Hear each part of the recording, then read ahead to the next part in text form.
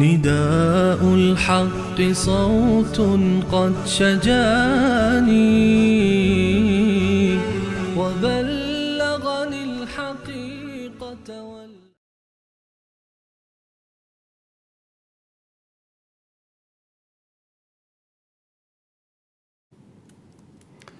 بسم الله الرحمن الرحیم. الحمد لله رب العالمین والصلاة والسلام على سید الانبیاء والمرسلین حبیبنا محمد و علی آله و صحبه اجمعین. بینندگان عزیز و گرامی، السلام علیکم و رحمت الله و برکاته.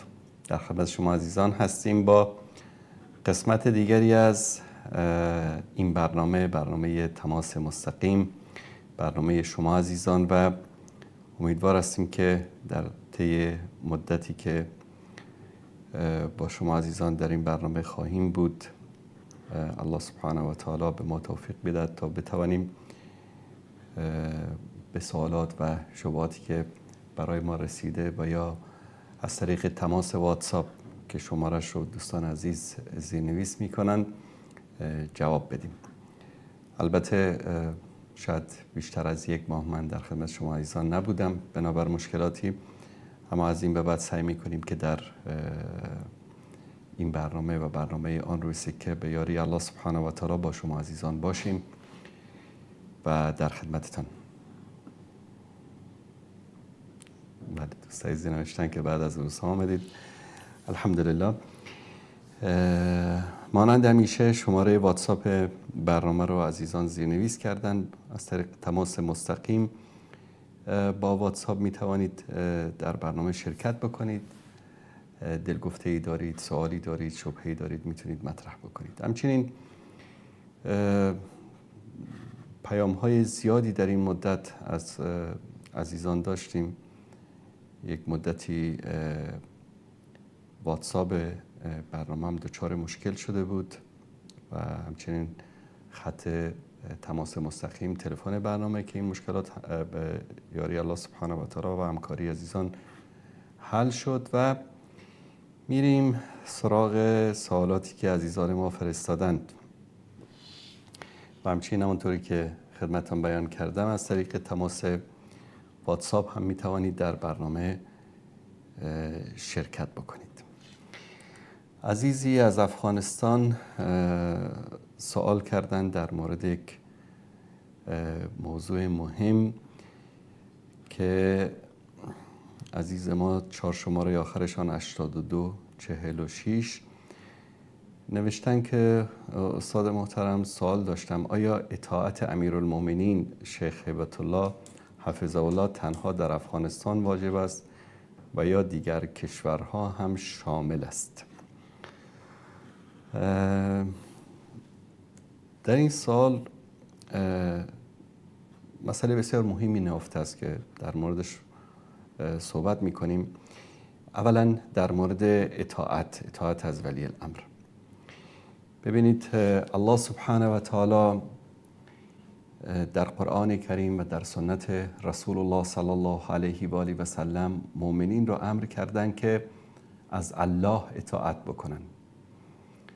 یا ایها الذین آمنوا اطیعوا الله، از الله اطاعت بکنن. بعد از الله سبحانه و تعالی ولی امر مسلمین رسول الله صلی الله علیه و آله و سلم است. در زمانی که ایشان حیات داشتند ولی امر مسلمان ها، حاضر و ناظر به امورات مسلمان ها رسول الله صلی الله علیه و سلم بودند.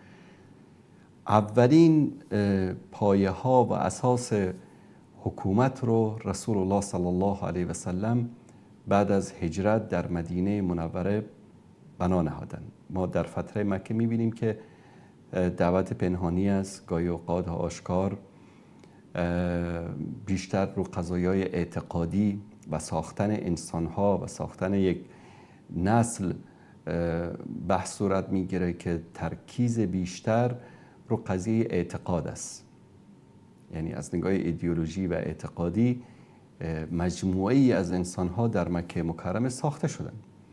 وقتی که تعداد اینها زیاد شد، قدرت و مکانت پیدا کردن در مدینه منوره، احکام اسلامی کم کم در مدینه منوره نازل شد. در مکه ما فقط حکم نماز رو داریم، بعضی از احکام خیلی مسائل اعتقادی است، احکام زیاد نیست، مثلا روزه نیست، عمره نیست، حج نیست، زکات نیست. همه این مسائل میبینیم که در مدینه منوره بر پیامبر صلی الله علیه و سلم نازل میشه.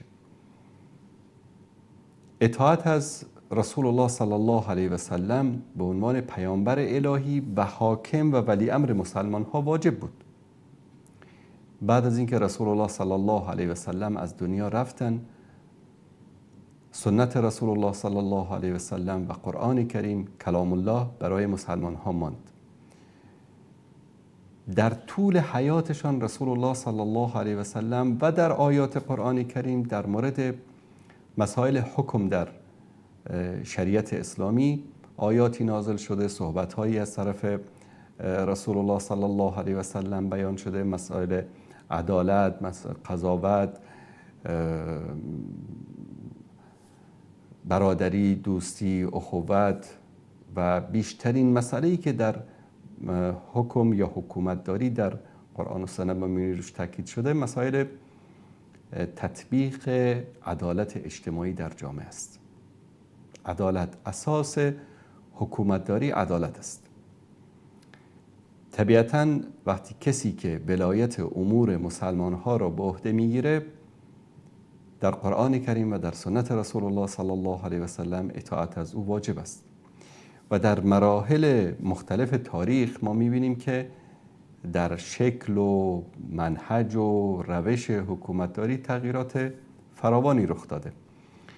به طور مثال بعد از وفات رسول الله صلی الله علیه و سلم، چون اصل در حکومتداری شورا هست و امرهم شورا بینهم و عدالت است و اذا حکمتم بین الناس ان تحکموا بالعدل، وقتی حکومت میکنید، حکم میکنید در بین مردم، با عدالت حکم بکنید. مسلمان ها جمع شدند، صحابه، شورای ولو اینکه مختصر بود، عجلتاً بود، چنانکه در یکی از روایت ها که از سیدنا ابوبکر رضی الله تعالی عنه روایت شده، از سیدنا عمر میبخشید، میگن که قضیه سقیفه و شورای مهاجرین و انصار یک چیز ناگهانی بود، یک چیز اتفاقی بود. با هم دیگه صحبت کردن، افراد خودشون رو کاندید کردن به شکل خیلی مبدئی، ابتدایی، ساده. سیدنا ابوبکر رضی الله تعالی عنه به جانشینی رسول الله صلی الله علیه وسلم برگزیده شدن. عده‌ای از مردم میان ایراد میگیرن که والا این نشد و اون نشد و فلان شد. ببینید همه امور، حتی همین دموکراسی که مثلا امروز در جهان وجود داره، دموکراسی 50 سال پیش، 100 سال پیش، 200 سال پیش، 300 سال پیش، یا اون دموکراسی که در روم اساسش پایه‌ریزی شد، در مراحل مختلف زمانی تغییر کرده. همیشه این مثلا اون کمال و جمالی که فعلا از نگاه دوستداران دموکراسی داره در اون زمان نداشت. مثلا مسئله حقوق زن تا 100 سال پیش اصلا یک چیزی اصلا کسی باور نمی‌کرد به حقوق زن در نظام دموکراسی، در همون نظام دموکراسی، تا انقلاب کبیر فرانسه آمد و تغییراتی که در اروپا ایجاد شد و بعداً این دموکراسی رو صادر کردن یا به زور یا به رضا به کشورهای دیگر. در نظام اسلام، چون در قرآن کریم و در سنت رسول الله صلی الله علیه وسلم ما یک حکومتی به عنوان مثلا این حکومت به این شکل، این حکومت اسلامی است و غیر از این باشد اسلامی نیست نداریم. مثلا ما در قرآن کریم و سنت رسول الله صلی الله علیه وسلم چیزی به اسم امارت اسلامی نداریم. حکومت مورد پسند الله و رسول تنها در حدود 30 و چند سال حکومت خلفای راشدین است. سیدنا ابوبکر، سیدنا عمر، سیدنا عثمان، سیدنا علی و سیدنا حسن ابن علی رضی الله تعالی عنهم اجمعین. این حکومتی است که حتی قبل از وفات رسول الله صلی الله علیه و سلم تایید کرده بودند و این حکومت بر اساس منهج قرآن و سنت بود. اما ما در احادیث می‌بینیم که رسول الله صلی الله علیه و سلم بنابر ارتباط ایشان با وحی، نه اینکه غیب هست، ارتباط وحی است، برای ما بیان میکنن که بعد از خلفای راشدین ملک زور میاد، وراثتی میاد و حکومت‌های دیگری میاد، اما این حکومت‌ها را هیچ وقت حکومت کفری نگفتن.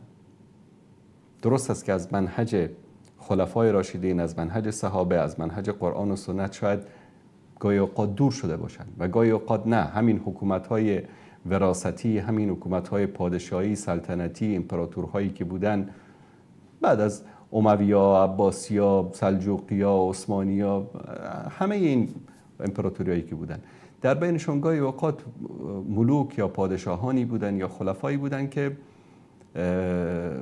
در تاریخ اونها رو به خلفای راشدین مقایسه کردن. ما در هیچ جای قرآن و سنت نداریم که مثلا حکومت جمهوری حکومت اسلامی است، حکومت امارت اسلامی حکومت اسلامی است، حکومت پادشاهی حکومت اسلامی است، بلکه بیشتر به ویژگی‌های حکومت‌ها توجه شده: عدالت، تطبیق شریعت، مساوات، شایسته سالاری. ویژگی‌های حکومت بیشتر بر روی آن ترکیز شده. و چیز دیگری که در قرآن و سنت ما می‌بینیم خیلی رو اون تاکید شده، مسئله اطاعت از ولی امر است. ولی امری که در بقعه‌ای از زمین یا در همه کره زمین یا یک گوشه‌ای از کره زمین شخصی ولایت امور مسلمان‌ها را به عهده می‌گیره و دارای یک سری ویژگی‌ها و صفات هست، یا این شخص دارای اون ویژگی‌ها و صفات هم نباشد، حکومتش ویژگی‌های حکومتی رو که در قرآن و سنت ولو به شکل سوری باشد داراست، یا حداقل امنیت اجتماعی، جانی، مالی، اعتقادی، عبادی مسلمان‌ها را تامین کرده است. مثلا ما در نظام حکومت اسلامی نظامی به اسم پادشاهی نداریم، اما یک نظام پادشاهی اگر آمد امنیت جامعه را تامین کرد، امنیت اعتقادی، عبادی، اجتماعی، فکری، مسلمان‌ها در سایه این حکومت آرام با عدالت زندگی کردن، آیا این حکومت رو باید سرنگون کرد چون که حکومت پادشاهی است در قرآن و سنت نیامده؟ نه، چون عرض کردم در قرآن و سنت به ویژگی‌های حکومت بیشتر تاکید شده.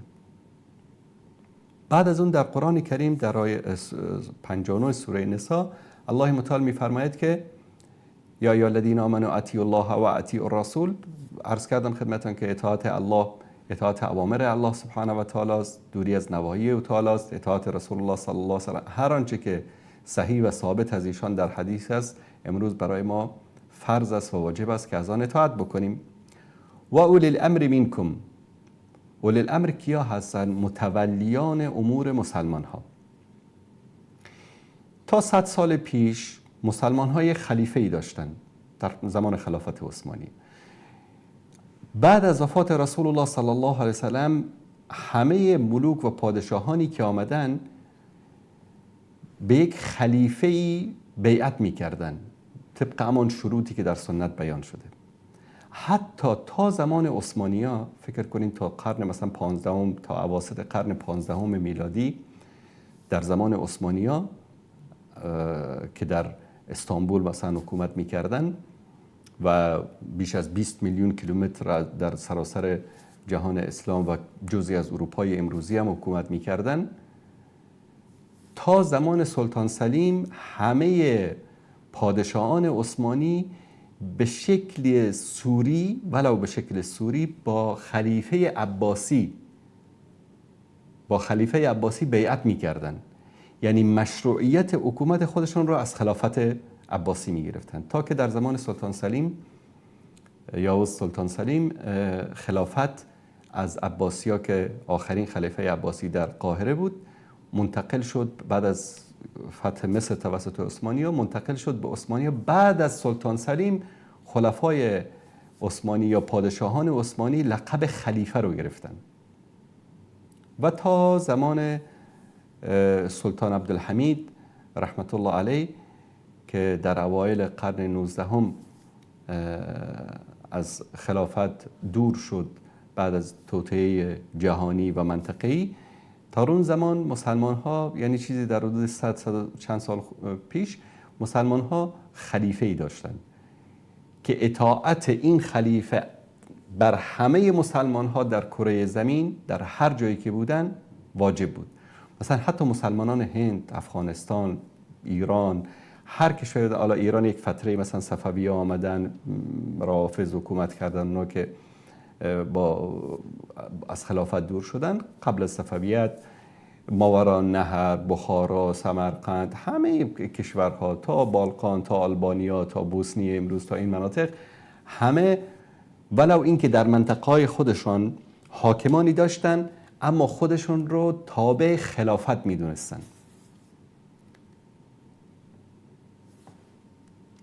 تا اینکه استعمار آمد، کشورهای اسلامی اشغال شد، خلافت سقوط کرد و پارچه پارچه شدن، هر کشوری رو به یک اسمی، به یک قومی نامگذاری کردن. یکی شد ازبکستان، یکی شد تاجیکستان، یکی شد افغانستان، یکی شد پاکستان و کشور عراق، سوریه، لبنان. اینا همه مثلا همه این کشورها از شمال آفریقا گرفته تا خاورمیانه امروزی، تا جزیره العرب، تا افغانستان، تا همه این مناطق، تا بالقان، تا قوقاز، این مناطق همه تابع خلافت بودن. بعد از اون همه اینا جدا شدن، تیکه تیکه شدن. اسلام یک دین پویاست. تو نیست که الان مثلا خلافت سقوط کرد بنابر سببی خلاص مسلمان‌ها بشینن دست رو دست بگذارن. نه، هر کسی که در هر جایی حکومت میکرد طبق همون شروطی که در قرآن و سنت اومده اطاعت او بر مسلمان‌ها واجب است. به خاطر همین الله متعال میگه و اولی الامر منکم، والیان شما، کسانی که ولایت امور شما رو به عهده دارن. فإن تنازعتم فی شیء، اگر با آنها در مورد یک مسئله به اختلاف کشیده شدید، فردوه الی الله و رسول، برگردید به الله و رسول، یعنی برگردید به قرآن و سنت. ان کنتم تؤمنون بالله والیوم الاخر، اگر شما واقعا مؤمن به الله و رسول و روز آخرت هستید. این آیه دلیل قوی بر این است که مسلمان ها ملزم هستند از کسانی که ولایت امور مسلمان ها را در یک منطقه‌ای به عهده میگیرند، ولو اینکه شهری باشد، کشوری باشد، منطقه‌ای باشد، موقت باشد، دائمی باشد، از او اطاعت بکنند. و اطاعت چی است؟ رسول الله صلی الله علیه و سلم میفرماید انما الطاعة فی المعروف، یا انما الطاعة بالمعروف، اطاعت کردن در معروف است. معروف چی است؟ اگر که امیر مومنین شیخ هبت الله باشد، رئیس جمهور باشد، پادشاه باشد، هر کسی که باشد در یک شهری، در یک کشوری کسی حکم میکند، حکومت میکند، اگر مردم رو به فحشا، به منکرات، به گناه امر کردد، آیا اطاعت از او واجب است؟ نه خیر، اطاعت از او واجب نیست. آیا شورش کردن بر علیه یک حاکمی که ولو در یک منطقه اکثر اشتباهاتی دارد، گناهایی دارد، اخطایی دارد، شرعاً جایز است؟ نه خیر، جایز نیست. مادامی که مسلمان ها امنیت عبادی دارند، فسق، فجور، فحشا، گناه، منکرات، کفر، نفاق در جامعه توسط حاکم شایع نمی شود، انقلاب کردن، کودتا کردن، جنگیدن با حاکم طبق اقوال علمای اهل سنت جایز نیست. اما وقتی که کار به استقان رسید و کار از کار گذشت، در اون صورت مانند اتفاقی که مثلا در افغانستان آمد، تعدادی از کمونیست‌ها حکومت کردن، کودتا کردن، حکومت رو سرنگون کردن و آمدن شروع کردن مبارزه با دین، با شعائر دین، با اسلام، و مردم بلند شدن در مقابلشان قیام کردن و جهاد کردن. یک چیز مشروع است. همانطوری که اطاعت از ولی امر هست، در اطاعت در معروف است، در آنچه که مطابق قرآن و سنت باشد. خب در این مسئله فرقای مختلفی هستن، اختلافاتی هم وجود دارد، افکار متعددی هست. عده‌ای میگن که نه، هر غلطی که حاکم بکند از او مانند فکر مدخلی، فکر باطل مدخلی، از او باید اطاعت کرد، که این حرف درستی نیست. پس در جایی که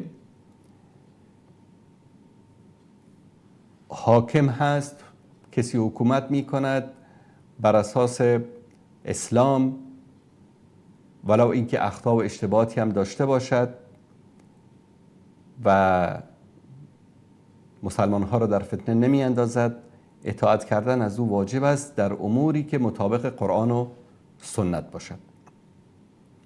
اما اینکه در مقابل یک حاکمی، یک پادشاهی که امر به فسق و فجور و فساد و فحشا و منکرات میکنه، عموم مسلمان ها بر آنها واجب نیست یا جایز نیست حتی که از او اطاعت بکنن در این امور. اما آیا امیرالمومنینی که در افغانستان تعیین شده در بقیه کشورها هم باید از او اطاعت صورت بگیره؟ نخیر. چون ما فعلا در یک وضعیتی هستیم که امپراتوری عثمانی و اموی و عباسی نیست. اگر که سلطه بر همه این کشورها می داشت امیرالمومنین، اطاعت واجب بود. وقتی از یک حاکمی اطاعت صورت میگیره که او سلطه داشته باشه. مثلا شیخ هیبت الله در افغانستان امیرالمومنین خودش رو تعیین کرده. خود تعیین شدن امیرالمومنین به این شکل، گرچه خب عذرهایی دارن برای خودشان، جنگ بود، اشغال بود، در آینده شاید شورا شود، در آینده شاید آرای مردم گرفته شود، در آینده شاید های زیادی هست که منتظریم که انشاءالله بشود. اما طریقه انتخاب امیرالمومنین شرعی این نیست که یک شخصی که در یک جای غالب شد و بعد از اینکه تمکین حاصل کرد بعد از اون بیاد بگه نه، چون که من اینجا رو به زور گرفتم من امیرالمومنین هستم. در این صورت امیرالمومنین نیست، پادشاه است، رئیس جمهور است، حاکم است، دیکتاتور است یا هر چیز دیگری که اسمش رو میگذارید. اما وقتی که میگه من امیرالمومنینم، در امارت، در امیرالمومنین شدن، در حکومت اسلامی رأی تک تک مردم مورد احترام است. شورا اصل حکومت اسلامی است و امرهم شورا بینهم. اهل حل و عقد کسانی که ببینید در حکومت اسلامی، فرق حکومت اسلامی با حکومت دموکراسی و حکومت‌های جمهوری این است که در حکومت جمهوری هر کس میتونه خودش رو کاندید بکنه، در شورا، در مجلس شورا، در حکومت، در ریاست جمهوری، در هر چیز، در وزارت، در هر چیز. اما در حکومت اسلامی هر کس نمیتونه خودش رو کاندید بکنه. یک انسان فاسق، فاجر، بدنام نمیتونه خودش رو کاندید بکنه در امارت مسلمان ها یا در حکومت، برای که دارای یک سری ویژگی است که این برنامه جاش نیست که من در مورد همه اینا توضیح بدم. ویژگی های خاص خودش رو داره. به همین دلیل اطاعت از حاکم فعلی در افغانستان برای مردم افغانستان واجب است و این حکم شرعی است. درست است که ایشان شاید کوتاهی در بعضی از موارد داره، شورا نیست، خودسری هست، در بعضی از موارد شاید احکامی صادر میشه که برخلاف مصالح ملت هست، اما به خاطر دفع فتنه و ضرر مسلمان ها و اینکه بعد از مثلا 45 سال حداقل یک استقرار و امنیت در این مملکت ها دیگه بلند بشن نمایی را قبول نداریم شروع بکنن به جنگ، این جایز نیست و حرام است. و کسانی که بر علیه یک حکومتی که در این یک منطقه مستقر هست و امنیت مالی و جانی اعتقادی مسلمان ها را در آنجا تامین کرده است، جنگ کردن برای این حکومت بغاوت است و کسانی که بر علیه یک حکومت بغاوت میکنن کشتن آنها واجب است. فان بغت احداهما علی الاخرى فقاتلوا التي تبغي. این حکم قرآن است. بکشید، بجنگید با کسانی که بغاوت میکنن، کسانی که بر علیه یک حکومتی که در یک جای مستقر است و امنیت و آرامی رو برای مردم آورده، جنگ کردن در مقابل آنها، که طبیعتا این جنگ در جنگ حلوا پخش نمی شود. در جنگ امنیت جانی، مالی مردم، اقتصادی مردم به خطر می افتد و این بغاوت است و حکم باقی در اسلام این است که حکومت با آنها می جنگد و آنها را از بین می برد تا امنیت کشور و امنیت مردم تامین شود.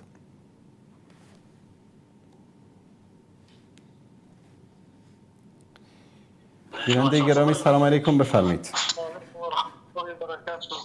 علیکم السلام و رحمت الله و برکاته. زنده باشید، سلامت باشید، الله متعال حفظتون کنه.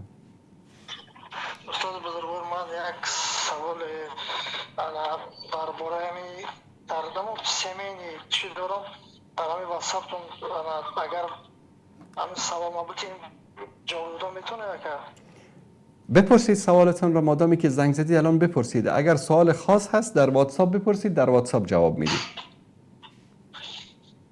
ما سوال خاص است استاد. باشه، در واتساپ انشاءالله جواب میدم. رحمت خدا. بسیار خوشحال هستم استاد. تشکر. الله مطلع است. زنده باشید. سلامت باشید. الله مطلع است شما. تشکر از شما. سلام علیکم. سلام و رحمت الله و برکاته.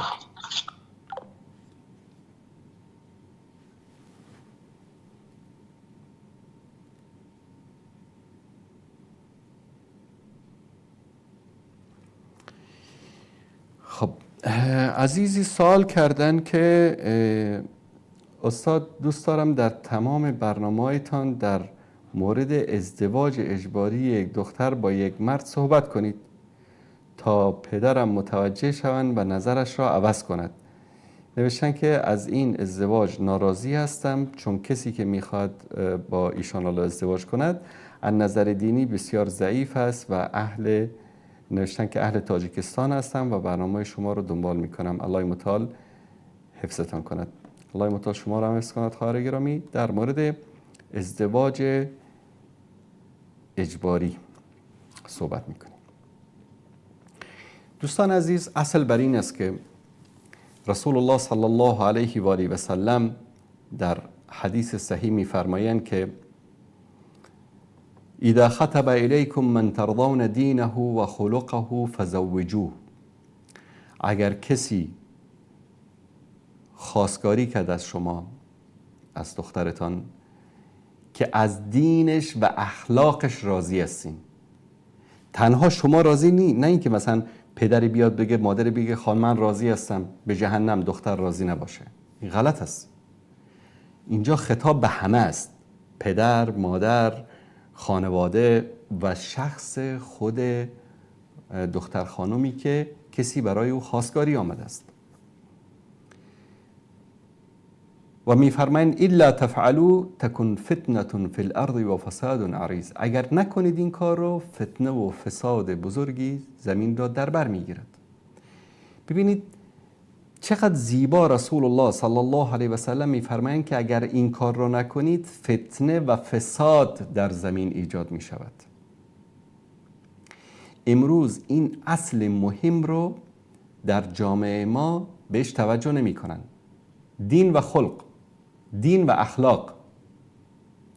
بعضیا دین رو فقط میگیرن، بعضیا فقط اخلاق رو میگیرن، اما در اینجا دین و اخلاق ذکر شده. یک انسانی خیلی آدم خوبی است، خوش اخلاقی است، اما دین ندارد، هرگز به او دختر ندهید. یک کسی دین دارد، نماز شب هم میخواند، سال یک بار حج هم میرود، اهل زکات و صدقه و خیرات هم هست، 5 وقت نماز هم در مسجد میخواند، اما اخلاق ندارد. اخلاق، بد اخلاقی در اینجا معنی نیست که مثلا زانی است، دزد است، افعال خلاف شرعی دارد. نه، بعضی انسان ها طبیعتشان هست بخیلن. یک خانواده دخترشان را به یک انسانی که خیلی دیندار، خیلی پایبند به احکام دین، اما بخیل، این رو من خودم شاهد هستم، دختر بهش دادن.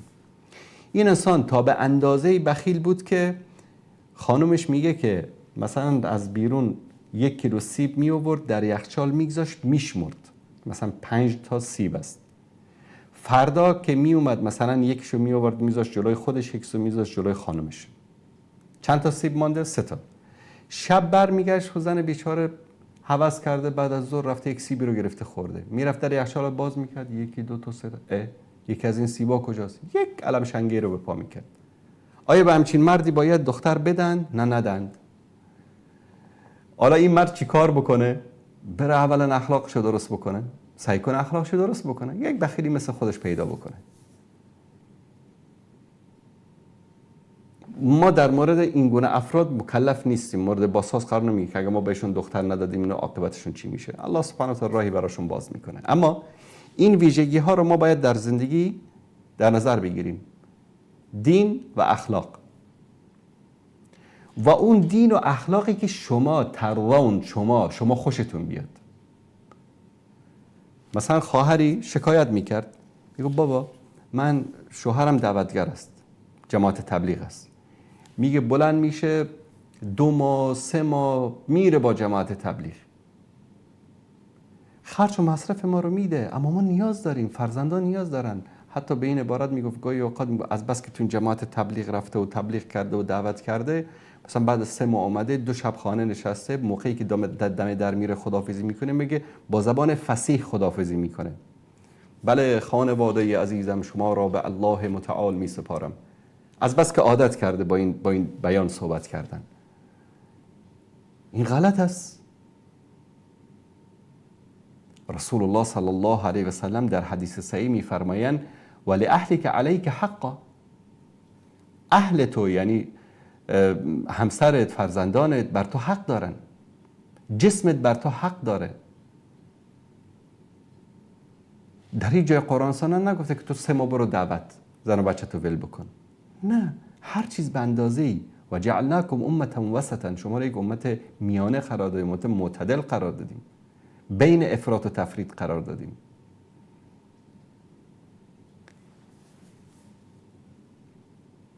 پس اخلاق و دین رو ما باید اساس قرار بدیم. به این چیزا توجه نمی کنن، ازدواج میکنن، دخترشون رو به هر کس میدن، 1 سال بعد 6 ماه بعد در به در گپ به طلاق میرسه و زندگی خراب میشه و یا جنگ و دعوا یا بعضی اوقات حتی قتل، خیانت و 1001 مشکل دیگر. چرا؟ چون اصل رو در نظر نگرفتن. آیا یک پدر حق دارد دخترش را بدون رضایت، دختر باکره خود را بدون رضایت به ازدواج یک مرد در بیارد؟ هرگز همچین حقی ندارد. با یکی صحبت میکردم، پس چرا میگه در کتب فقهی آمده که اگر کسی مثلا دختر خودت را به ازدواج کسی در... ببین در کتاب‌های فقهی یک مسئله ای رو که اصلا حکم صریح شرعی مثلا در قرآن و سنت وجود نداشته باشه، علما آمدن مورد بررسی قرار دادن، اگر همچین اتفاق بیفتد حکم چی است. این به این معنی نیست که دین اسلام، شریعت اسلام این چیز رو تایید کرده است. رسول الله صلی الله علیه و آله و سلم در حدیث صحیح و صریح میفرمایند، در مسند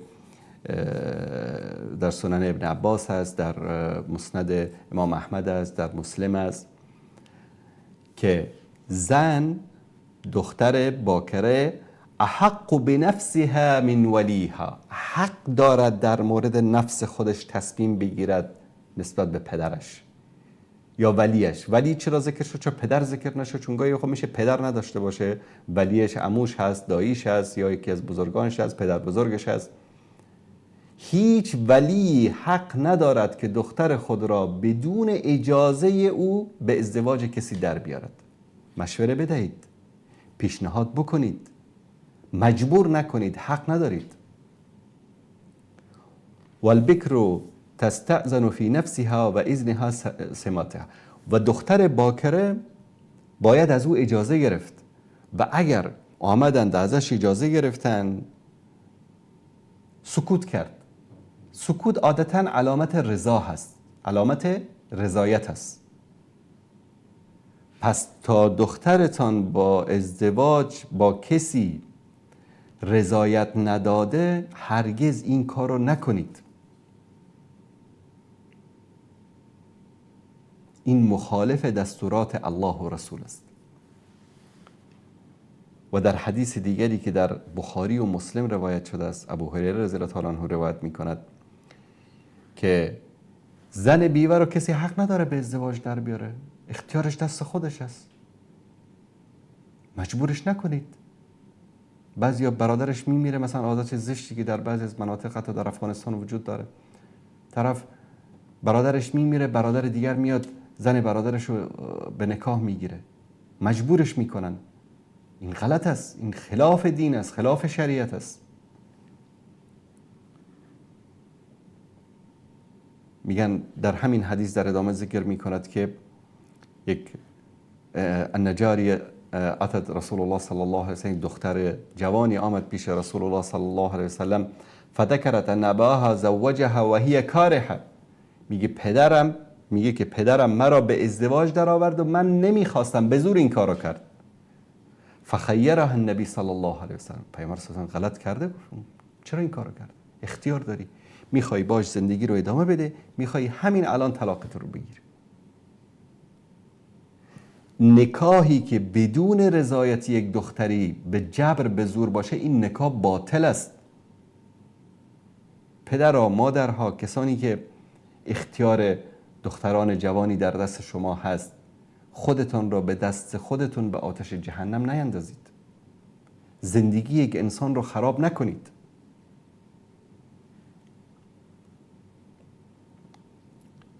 پس به ازدواج در آوردن یک دختر بدون رضایتش توسط پدر امری است مخالف قرآن و سنت رسول الله صلی الله علیه و سلم. و اگر پدری همچین کاری رو بکنه، این دختر حتی حق داره که به محکمه بره شکایت بکنه از دست پدرش. حق داره که در دادگاه بره شکایت بکنه که پدرم این کارو میکنه، من دوست ندارم با این آدم ازدواج بکنم. بابا جان دوست نداره باش ازدواج بکنه. شما چرا یک انسان رو میخواید مجبور بکنید که بشینه در کنار یک انسانی که او رو دوست نداره؟ الله متعال در قرآن کریم میفرماید که و من آیاته ان خلق لكم من انفسکم ازواجا لتسکنوا الیها، از نفس شما برای شما زنهایی را آفرید، همسرانی را آفرید یا مردانی را آفرید، خطاب به مرد و زن است بر طرف، تا شما در کنار آنها آرام بگیرید. من در کنار کسی که دوستش ندارم چگونه آرام بگیرم؟ یک مهمانی 5 دقیقه خونه شما بیاد و شما اون رو دوست نداشته باشین، دلتون میشه یک غذای خوب براش بپزین، دلتون میشه یک پذیرایی خوب ازش بکنید. چرا نمیکنید پذیرایی خوب؟ چون دوستش ندارید. 5 دقیقه نمیتونید تحملش بکنید. چطور از جگرگوشهتون میخواید که یک انسانی رو که اصلا دوستش نداره یک عمر رو تحمل بکنه؟ بعد از اون در ادامه آیه چی میگه؟ لتسکنوا و جعل بینکم موده و رحمه، بین شما مودت و رحمت رو قرار داد. مودت یعنی چی؟ یک پیوندی که نهایت صمیمیت، دوستی، عشق، محبت، صفا در او باشد، بهش میگن مودت. مودت بالاتر از عشق است، بالاتر از دوستی است. مودت یعنی یک انسان حاضر است که جان خود رو فدا بکنه برای یک انسان دیگر. شما در بین 2 تا انسانی که هم دیگر رو دوست ندارن چطور میخواید که مودت ایجاد بشه؟ وقتی که آرامش نباشه، سکون نباشه، مودت نباشه، در اونجا رحمت نیست.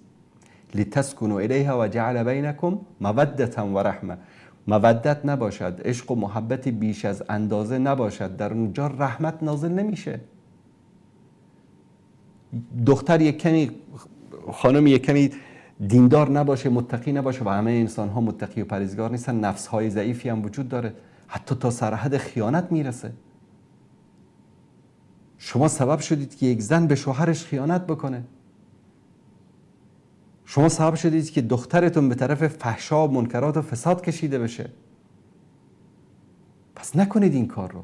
مجبور نکنید یک انسانی رو که الله سبحانه و تعالی به عنوان امانت در نزد شما قرار داده. این خیانت در امانت است. پدری که به زور به خاطر پول، به خاطر منصب، به خاطر شهرت یا به خاطر هر سبب دیگری یا به خاطر غرور کاذب خودش دخترش رو به ازدواج کسی در بیاره، این خیانت در امانت است. قو انفسکم و اهلیکم نارا کلکم راع و کلکم مسئول عن رعیته. مسئول هستید در پیش الله متعال، فردا پاسخ میدید. هر بلایی که سر این دختر بیچاره بیاد در زندگی، هر لحظه ای رو که در غم و اندوه و ناراحتی و نارضایتی بگذرانه، پدری که مجبور کرده این رو به این ازدواج در پیشگاه الله سبحانه و تعالی پاسخگو است. پس این کار اشتباهی است. گیرنده گرامی سلام علیکم، بفرمایید. السلام علیکم و رحمت الله و برکاته. استاد بزرگوار انصاری صاحب عزیز، علیکم السلام. جور باشی، سلامت باشی، بعد از مدت‌های آمدی. سلامت باشید. بخیر باشی استاد. دیگه ما یک کشور بدبخت فعلا رفتگی هستیم، امی تاجیکستان، و قدر که امی افغانای کجا زندگی میکنه. بله. زیر ضربین نفسه و مردم خودشو قدر نیست. مردم خودش هم است ولی از افغان ها زیادتر همی کل دنیا از افغان ها متنفر هست.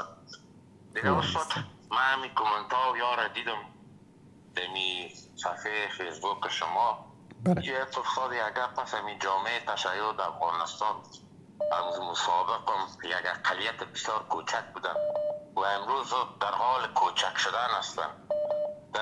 مردم سعید و مردم پشتون نمیفهمم ولی مردم هزاره را میفهمم که اینها روز به روز یا به اهل سنت میپیوندن و مستقیم میشن. هم خود ما مردم های خدا ناباور آتیست میشن.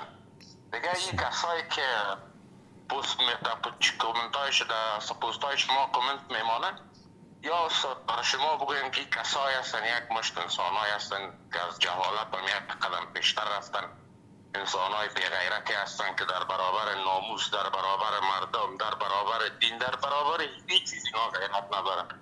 اونقدر اینا کور هستن که همینقدر درک نمیکنن که او کشوری که اولین کشوری که از روافض از جمهوری آخوندی ایران متضرر شد تو نه یمن بود، تو نه عراق بود، تو نه سوریه بود، نه فلسطین، یه جای اولین کشوری که متضرر شد از دست روافض همین وطن ما و شما بود.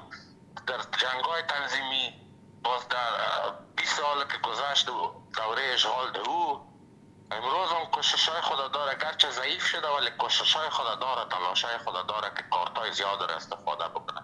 اینا کور هستن، اینا بی‌غیرت هستن استاد. اینا شما را مایوس نسازن. تشیع یک مذهب باطل و روز به روز در حال کوچک شدن. بیچ ما در افغانستان ضرورت برای کوچک ساختن از اینا نداریم. خود از اینا اتوماتیک میرن روز به روز یا اهل سنت میشن، چیزایی که ما با چشم سر دیدیم، یا روز به روز اینا مرتد میشن استاد. دیگه چون کسی دیگه کارم نکرده در این مسائل اینطور مشکلات است استاد. یکی دوم دیگه می حکومت آخوندی هیچ وقت کوشش در زندگی خود نکنه که از کارت زبان فارسی استفاده بکنه. فارسی زبان افغانستان مردم تاجیک است. تمام اقوام شریف افغانستان اقلیت‌های کوچک تشیع داره. یگانه قومی که هیچ اصلا شیعه نداره و تاجیک است کوشش نکنه که از این کارت استفاده بکنه. این رژیم بدبخت مردم افغانستان روز به روز بیشتر شده و بیشتر هم بشکافیشه و خداوند متعال صبرش تا ما خیلی فرق داره. انشاءالله و رحمان که عدالت الهی برقرار میشه. من به نیمی خاطر یک تماس گرفتم براتون استاد که اصلا در قصهشان نباشه، همه تو مردانوار همه تو با انرژی کارت پیش ببر استاد. سلامت باشی. الله تعالی سربلند باشی استاد. تشکر. وقت شما خوش. سلامت باشید. تشکر از برادر عزیز.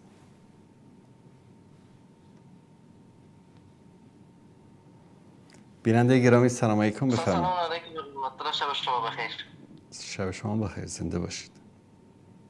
انشاءالله صحتمند سرحال باشید. دوستان بزرگوار صحبت این برادر رو گوش می‌کردن که تماس پاسخ دادن این تماس.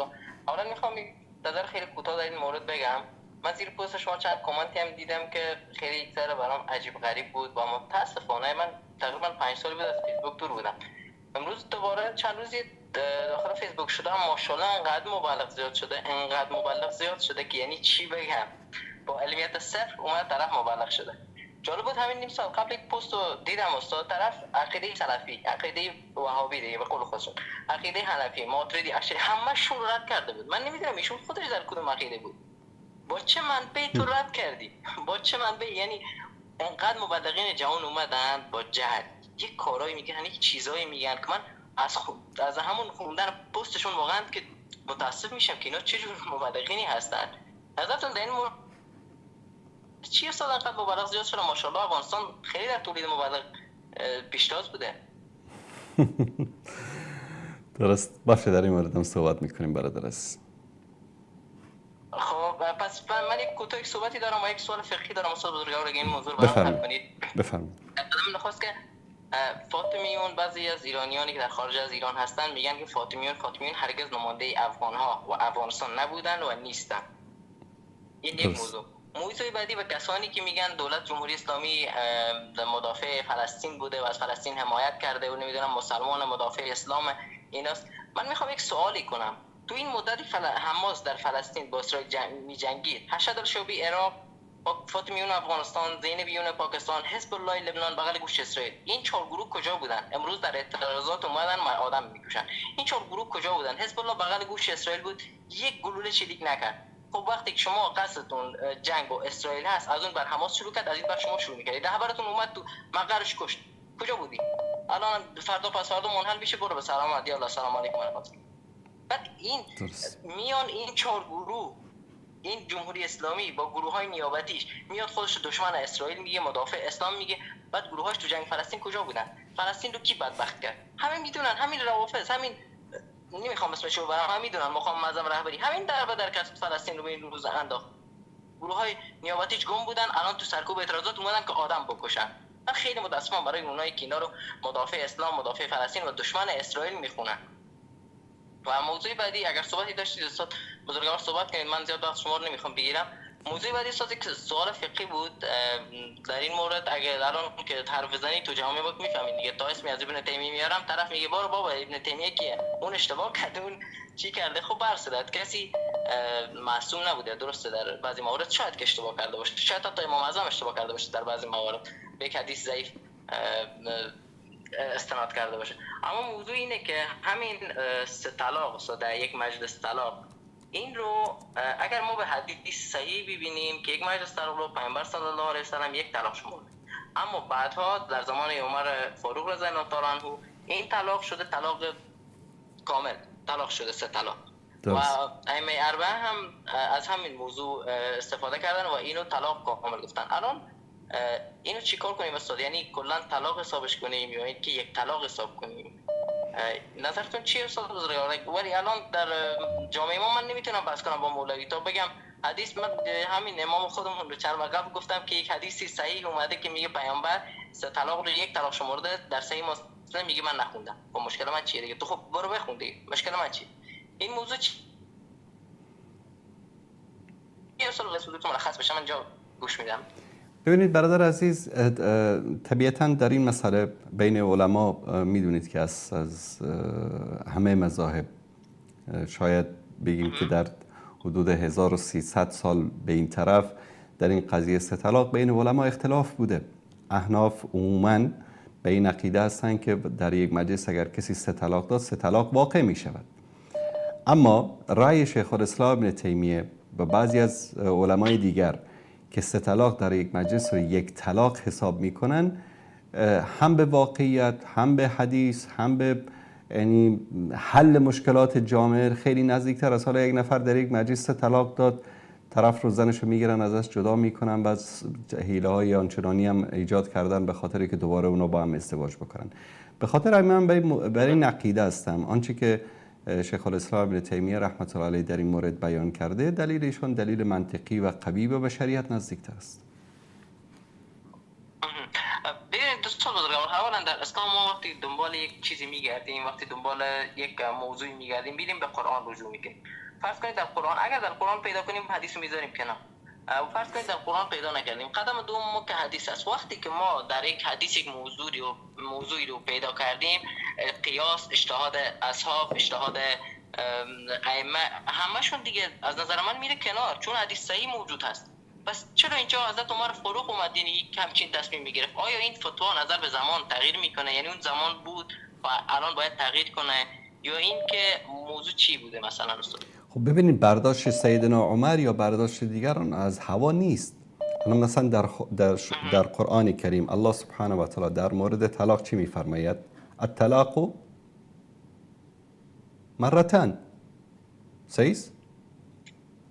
امساک بالمعروف و تصریح باحسان.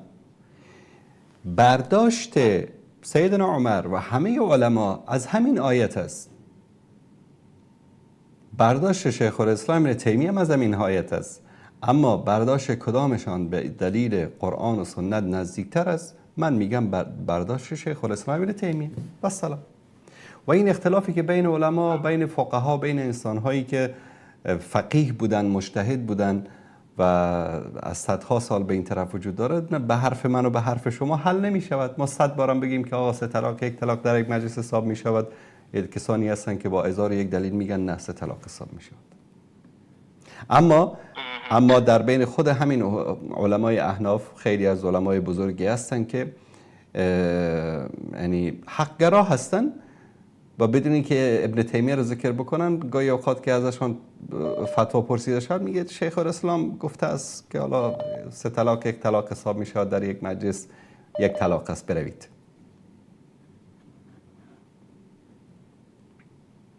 تشکر از شما برادر. خب خیلی سپاسگزارم استاد بزرگ. در مورد ارشد دلشوبی و این گروه‌های نیابتی ایران صحبتی داشته باشید. خیلی هم ممنون استاد بزرگ. خوشحال شدم ممکن شدم. میسپارمتون به خدا. سلام علیکم و رحمت الله. علیکم السلام و رحمت الله و برکاته. ببینید چه هفته گذشته یک اتفاقاتی در سوریه افتاد. خیلی از مناطق مهم و استراتژیک که معادن، نفت، گاز و خیلی از موارد طبیعی سوریه در آنجا واقع است. تقریبا مناطق غرب و شرق فرات، دیر الزور، رقه، حسکه، خیلی از این مناطق در دست یک گروهی بود به نام جبهه به اصطلاح دموکراتیک سوریه، به مخفف قسد این رو تسمیه کرده بودن. آمریکا در طول 20 سال گذشته اینها رو کمک کرد. کمک های آنچنانی از نگاه تسلیحات، پول، همه چیز، امکانات. اما بعد از اینکه احساس نیاز به آنها نکرد، همشون رو رها کرد. در ظرف 12-13 ساعت ارتش سوریه همه این مناطق رو تصفیه کرد. تعدادشون تسلیم شدن، تعدادشون فرار کردن. هر چه داد و بیداد کردن، آمریکا گفتن، ترامپ گفتن، کسی به دادشون نرسید. کسانی که در هر کشوری، از هر قومی، از هر مذهبی به خاطر اهداف بیگانگان و دیگران می جنگند، عاقبتشان امین است. اما مثلا ببینید تعدادی از همین افغانها به نام جبهه مقاومت و جبهه آزادی و فلان، صبح تا شام در اسلام آباد پیش پای ISI و پاکستانیا از برای خدا به ما یک جبهه بدید، به ما یک پول بدید، به ما کمک بکنید که ما میخوایم با طالبا بجنگیم. همین بیشرف‌ها 20 سال به خاطر آمریکا جنگیدن، عاقبت بلشان نکرد. باور کنید انگلیس و بریتانیا حتی سگ‌هایشان را از کابل بردن، اما اینا را نبردن.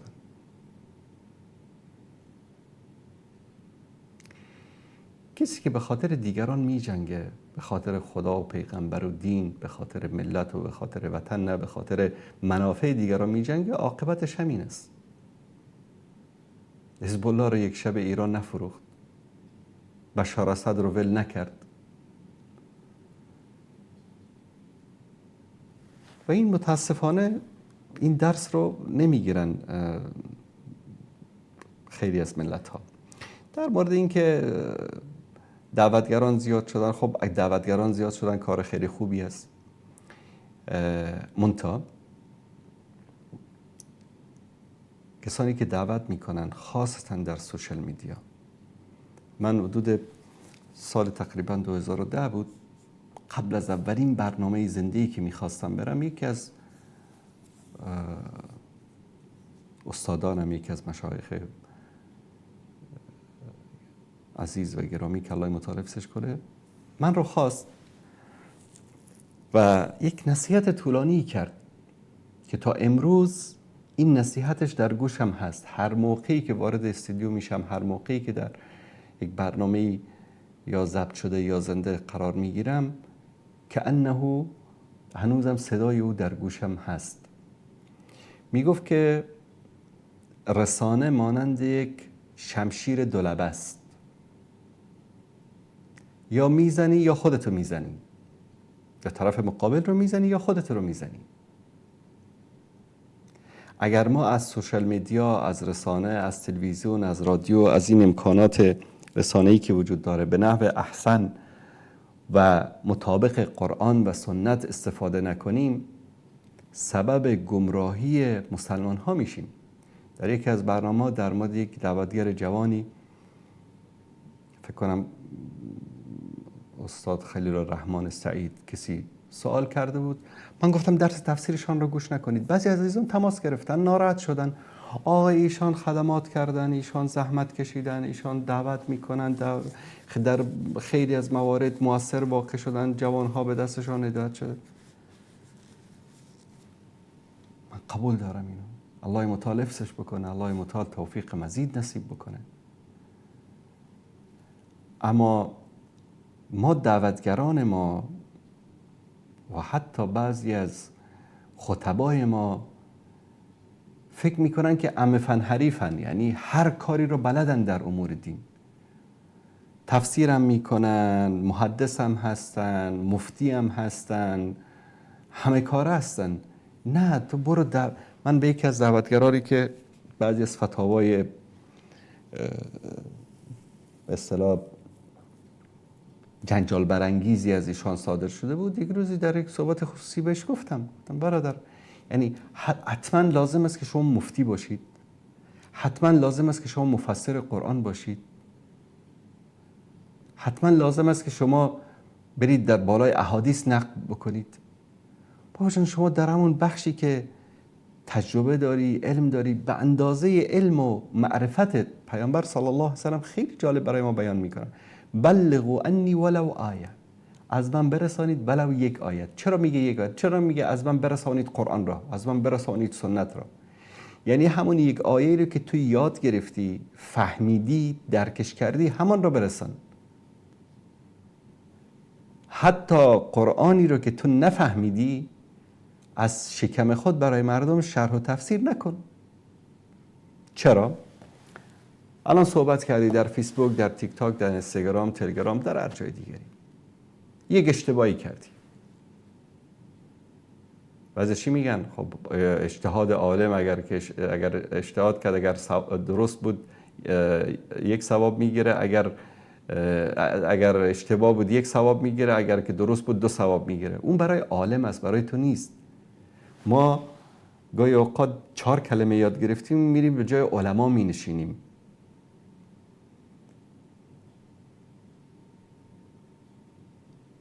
نکنید. چرا؟ یک کلیپی رو، یک حرفی رو در یک جایی اشتباه میزنی و این در یوتیوب، در فیسبوک نشر میشه. بعدن شاید متوجه بشی بری اون رو از حساب خودت حذف بکنی، اما در 10 ها و 100 ها حساب دیگر پخش شده. 10 ها، 100 ها، هزاران نفر این رو شنیدن و در زندگی خود این عمل فتوای اشتباهی تو رو اجرا کردن. پاسخگوی اونها و اعمالی که اونها انجام دادن در پیشگاه الله کی است؟ تو هستی. یعنی عده‌ای هستن، الله متعال می‌فرماید، عده‌ای از اهل جهنم هستن که گناه خودشان و گناهان کسان دیگری را که سبب گمراهی آنها شدن به پشتشان حمل میکنن. از اون جمله نباشیم.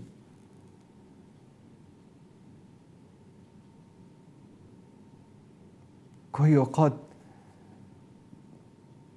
مود می شود در فلانی استاد درس تفسیر دارد، فلانی استاد درس تفسیر داره، ببینی یک بچه هم بلند میشه درس تفسیر، بعد هر چه از دهنش میآید یک تفسیر رو از یک عالمی رو میگیره پیش روش میگذاره، همین رو برای مردم بازگو میکنه. حتی بعضیا مصدرش رو هم نمیگن که این حرف فلان مفسر است.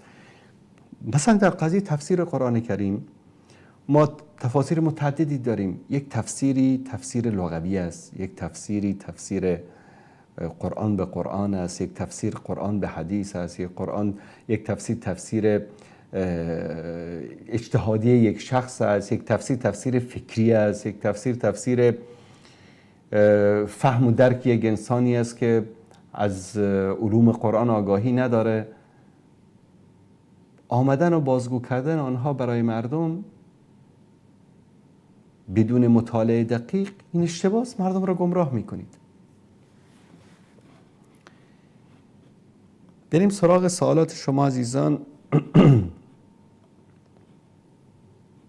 عزیزی سوال کردن که شما در یکی از برنامه گفتید که در افغانستان در محضر عام رفع الیدین کردن فتنه هست، مشکل دارد. دلیلتان چیست؟ آیا تازه کردن یک سنت سبب فتنه می شود؟ شما سال قبل به این عقیده بودید آقای فلانی ممنون میشم اگر پاسخ بدهید. من هنوز همین حرف رو میزنم. بعضی از سلفی ها که میرن در افغانستان در مسجد، در محله و در یک مسجد جامعی، امام میگوید ولا ضالین، این مثل شیطان تاق از یک گوشه آمین با صدای بلند میگوید، یا در بین جمع استاد میشود رفع الیدین میکند. مگه برای انسان فتنه‌گر است؟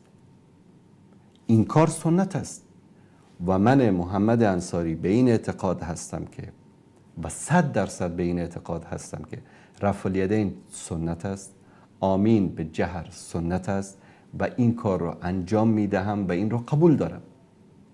اما کسی که میرود در یک جامعه متعصب، حتی امامای مساجد اکثرا جهل علمی دارن، جهل دینی دارن، طرف فکر میکنه رفع الیدین و آمین به جهر علامت وهابیت است. در زندگی بخاری و مسلم رو باز نکرده که این کار سنت پیغمبر است. 300-400 نفرم جماعتش، تو میری در بین اونها شروع میکنی به رفع الیدین.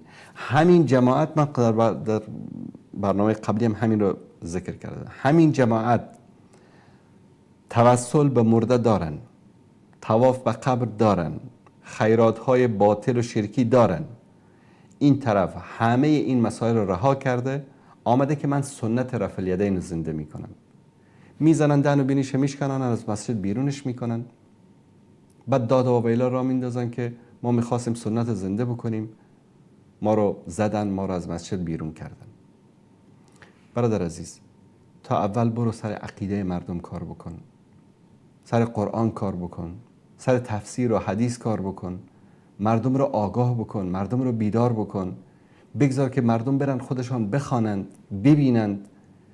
وقتی طرف از حدیث خبر باشه، از قرآن و سنت خبر باشه و بدونه که در کتب احادیث صحیح ما بابی به نام رفع الیدین در همه کتاب ها وجود دارد و پیامبر صلی الله علیه و سلم و صحابه این کارو کردن، بعد از اون اگر تو این کارو کردی کسی به تو عکس العمل نشان نمیدهد.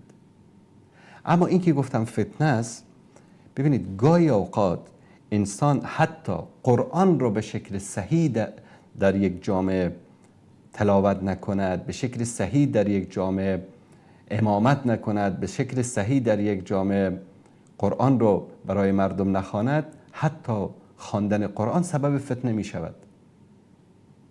دلیل در حدیث صحیح دوستان اگر نشون بدن، رسول الله صلی الله علیه و سلم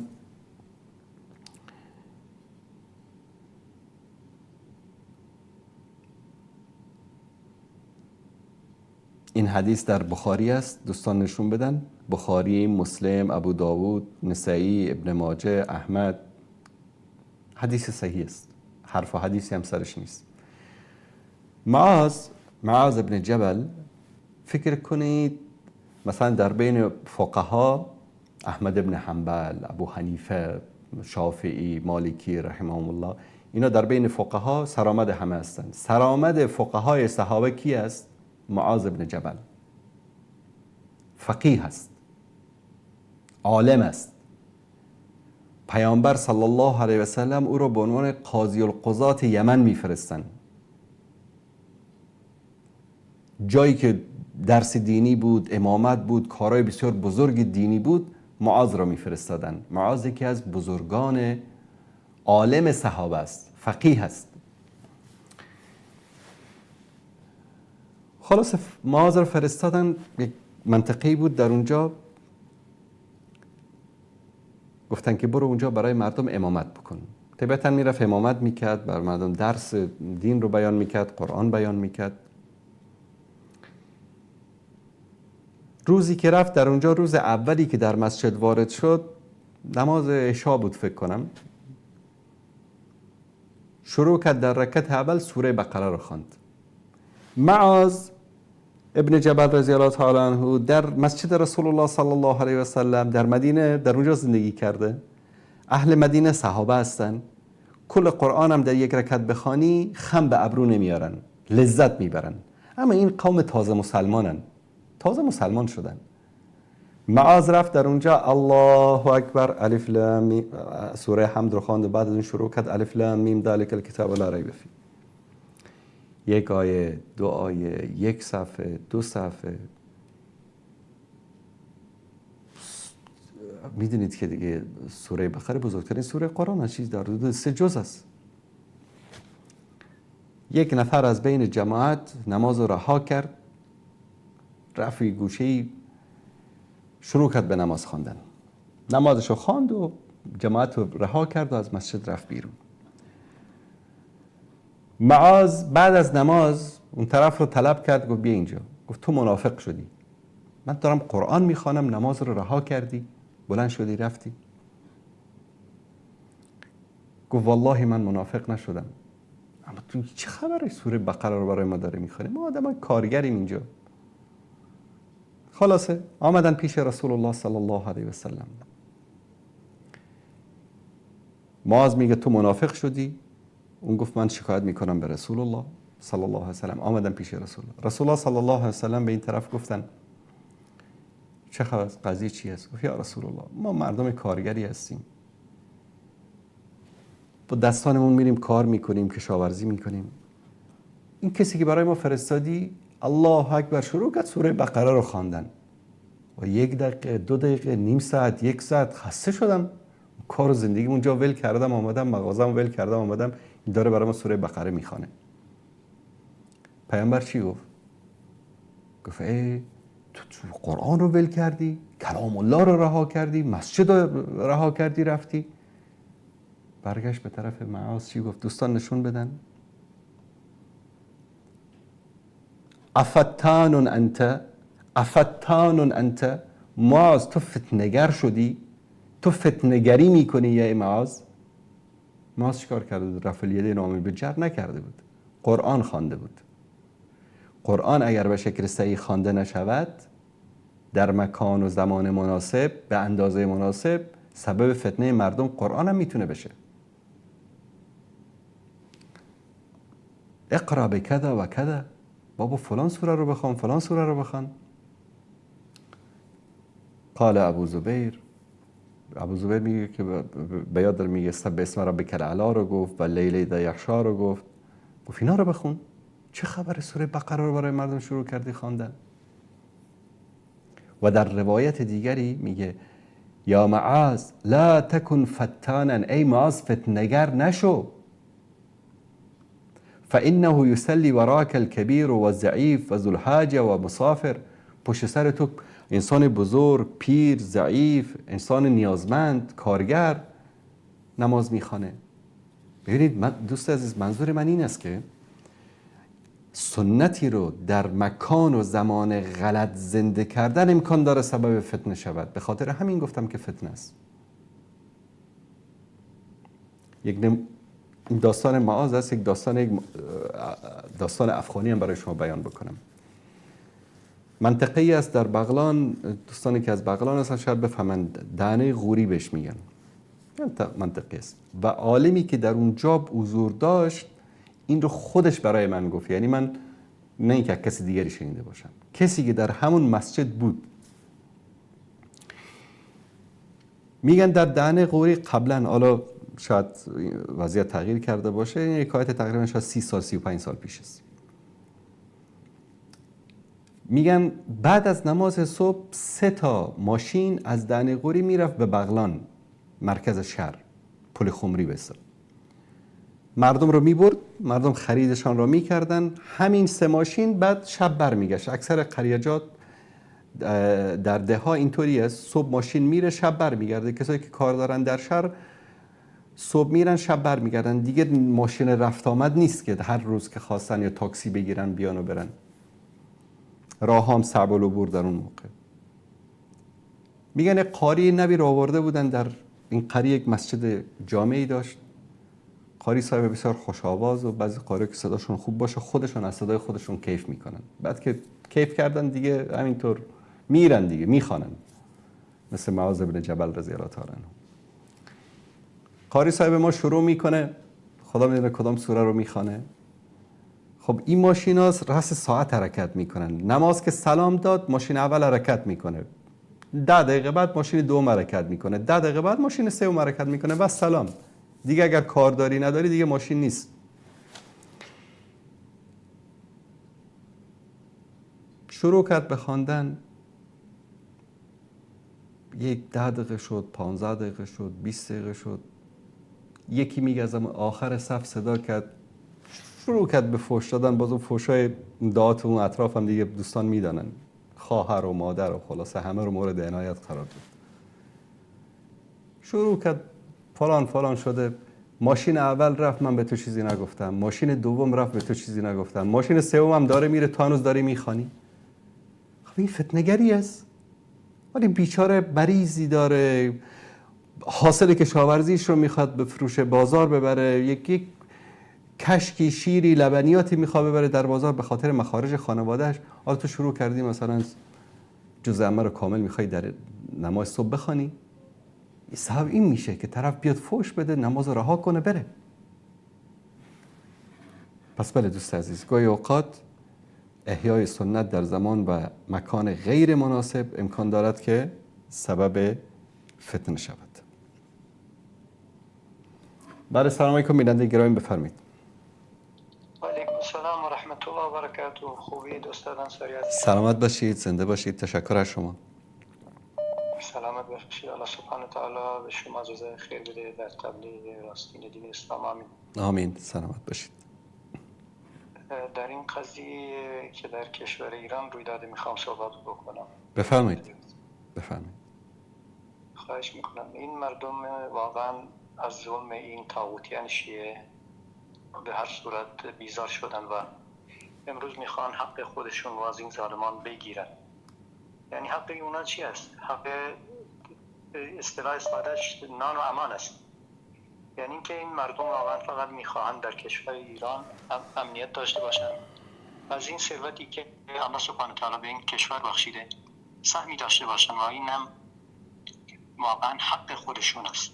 درست. و هر حکومتی که واقعا ادعای این رو داره، من کاری به اعتقادش ندارم، ولی ادعا داره که میخواد بر مردمش حاکم بشه، یعنی اقل ایش اینه که این دو امکان رو به مردمش بده، نان و امان.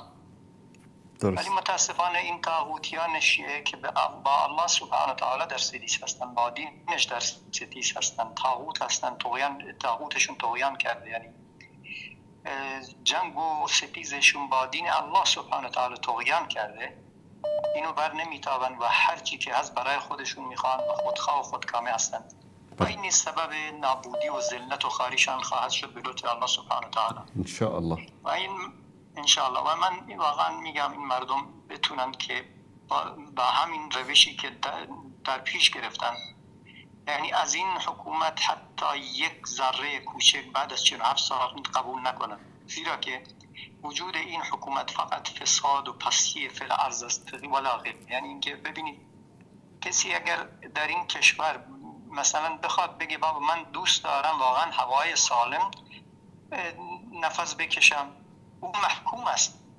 چه رسد به این که بگه حق من از این ثروت و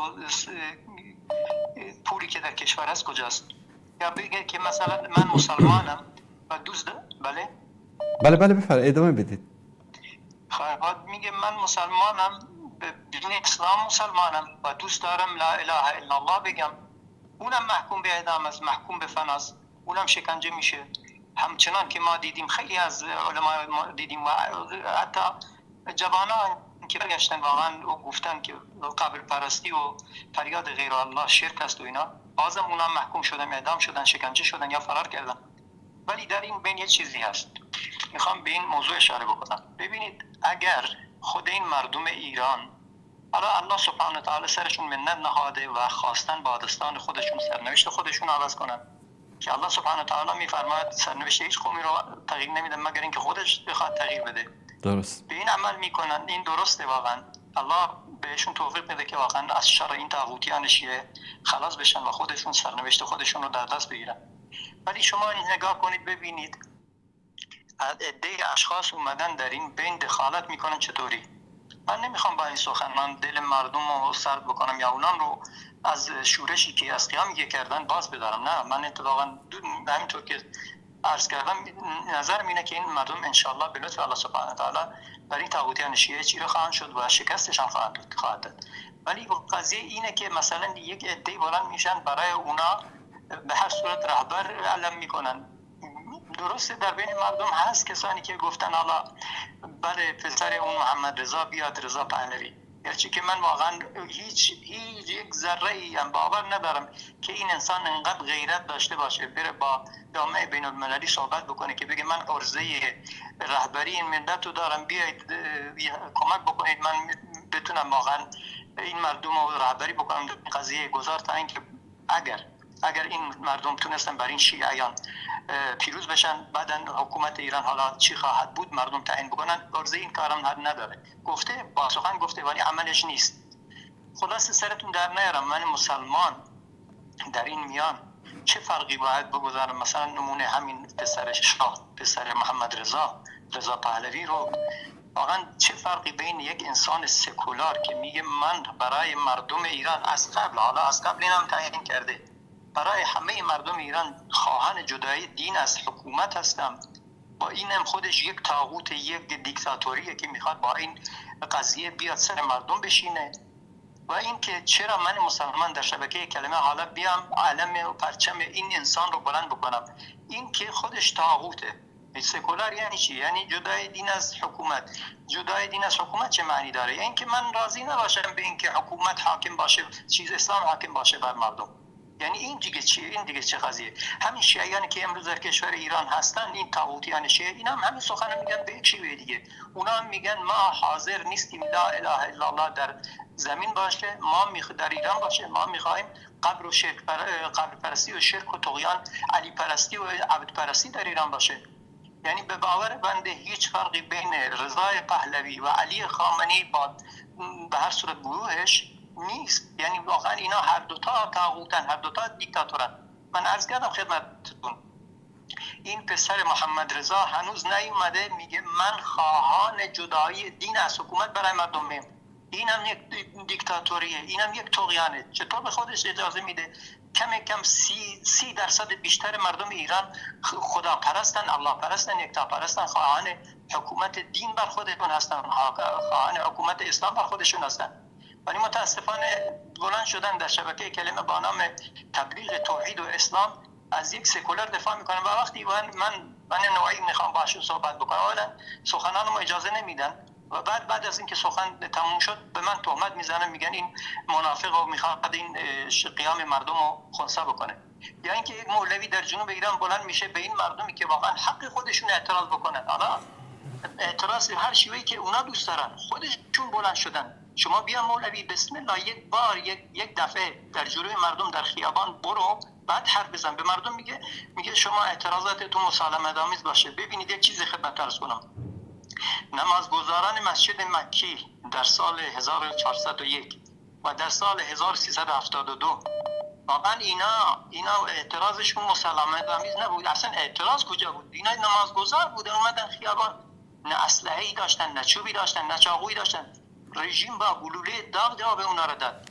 عبدالحمید تو واقعا دیوانه یا واقعا مغز خر خوردی یا واقعا این رژیم رو دوست داری که واقعا همینطوره؟ چرا به مردم میگه اعتراضشون مسالمت آمیز باشه؟ پسر همین بلوچ بیچاره در کرج رفته برای کارگری، رژیم عمدن با گلوله به سرش زده.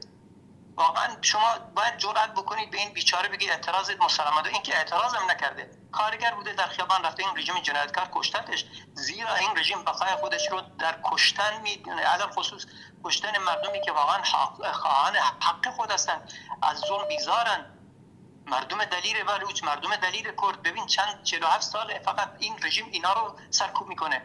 حالا چند سالی الحمدلله خود مردم مرکز نشین، پایتخت نشین و شهرهای بزرگ بلند شدن از ظلم این جنایتکاران. زیرا که ببینید با وجود اینکه خیلی از این شهرهای بزرگ علاوه خصوص کارخانه‌دارها و به هر صورت تجارشون یه کاری کردن، این رژیم رو حمایت کردن، حالا خواسته یا نخواسته به هر صورت در دست رژیم بوده با تولیدات بدشون، حالا تولیدات غذایی بوده، تولیدات پوشاک بوده، حالا کفش بوده، وسایل خودرو بوده، وسایل مردم مورد نیاز مردم، اینا هم خیانت کردن. ولی اینا هم به وجد اومدن به هر صورت ظلم این جنایتکاران اینا را مجبور کرده امروز به خیابان بیان.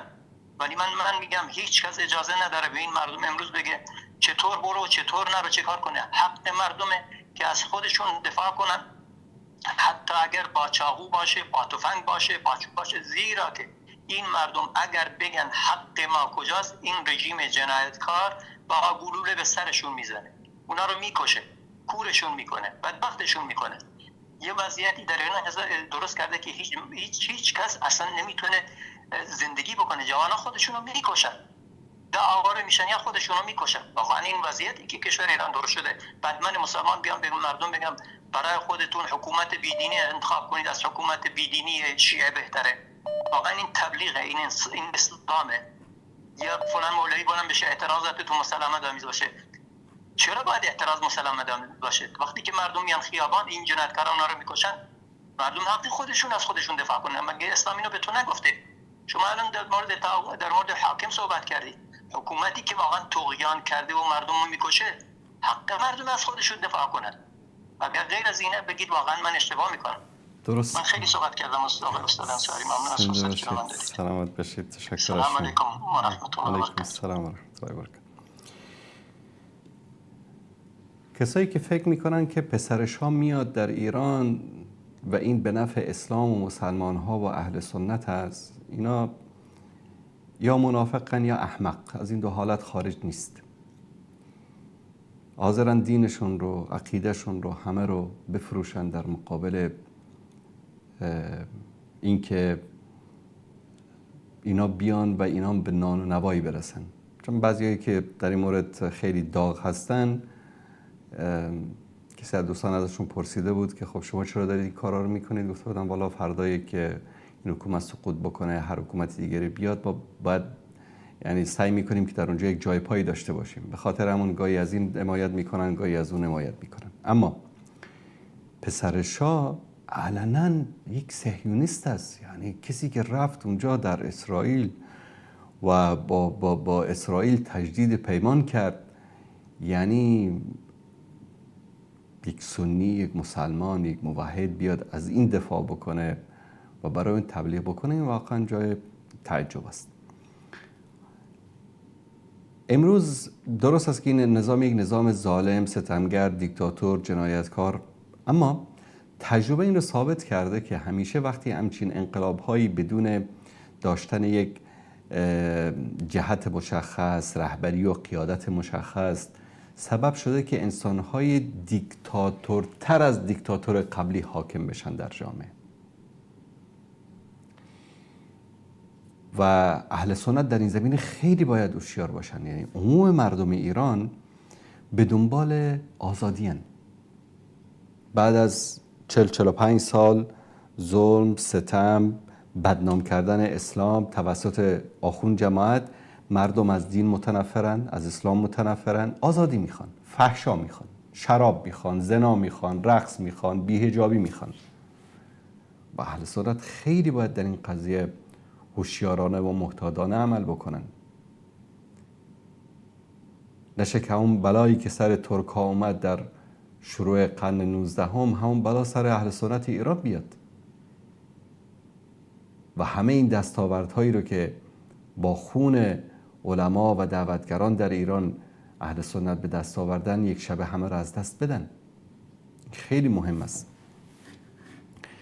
دوستان عزیز، عزیزی در کامنت ها نوشته بود که شما در مورد فیضانی رو صحبت کردید و اگر دلیلی در این مورد دارید بیان بکنید. دوستان عزیز، آقای شباب امیری، شما از فیضانی رو انتقاد کردید، دلیل منطقی بیرونی گفته میتوانید یا با حرف نمیشود. شما کی دیدید محمد انصاری بدون دلیل صحبت کرده باشه؟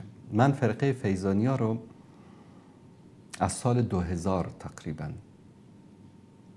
یعنی قبلا در دورانی که در پاکستان درس میخواندم، در کتابخانه اینا داشتن، کتابخانهشون بارها سر زدم و بعضی از کتاباشون رو در اونجا که عرضه می کردن دیدم و شبهه من در مورد این گروه از اون زمان هست.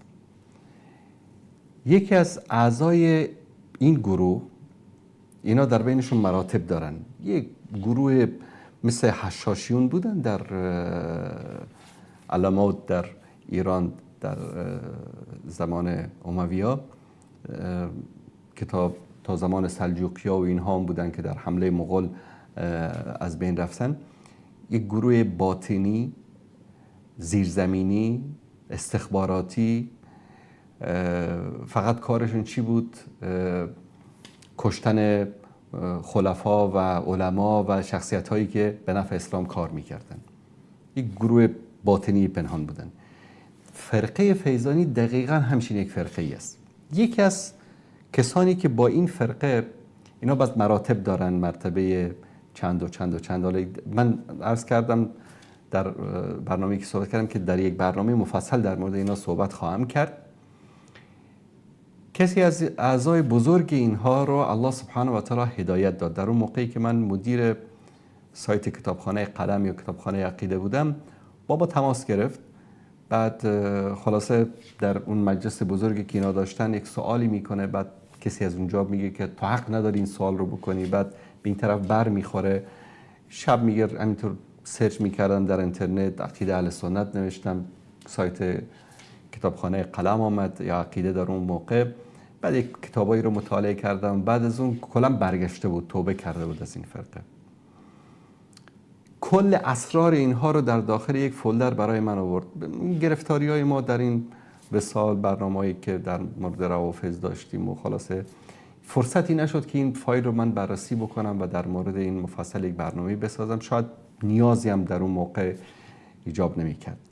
بعد از اینکه اخیراً فهمیدم که اینا فعالیت‌های زیادی رو در کابل شروع کردن، اون صحبت شد در موردشون و من بی‌دلیل صحبت نمی‌کنم. چون الان این برنامه جاش نیست، وقتمون هم تقریباً نیم ساعت بیشتر وقت نداریم. اما دوست عزیز، من تک تک کتاب‌های اینا رو خدمت شما نشون میدم.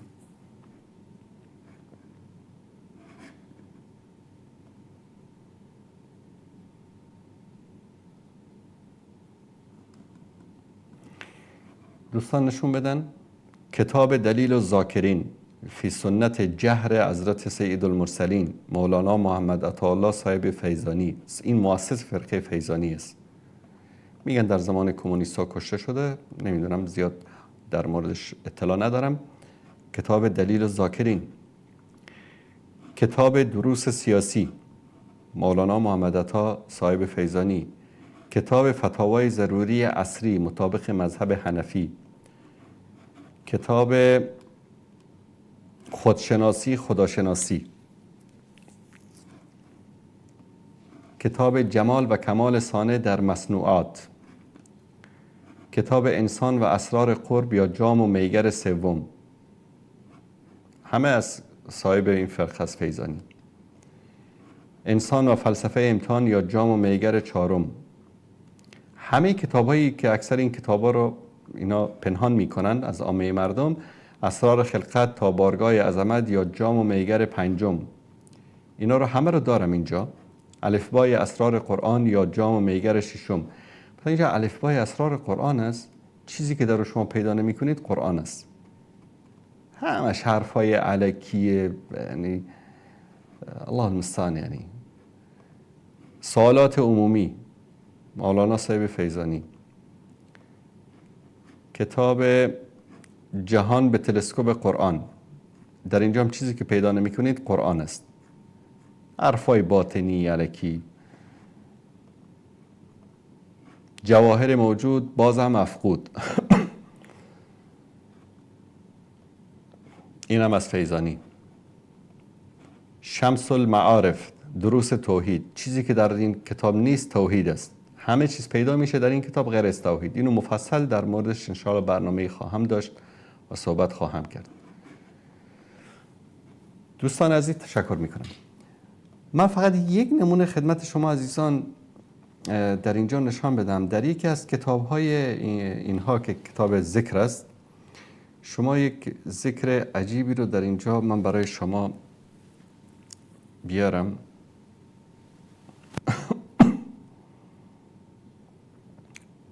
مثلا در صفحه 4 این کتاب ببینید که ذکر است: اللهم انصر من نصر دین نبینا محمد صلی الله علیه و آله و سلم و عجل بظهور مهدی علیه السلام و اجعلنا من اعوانه.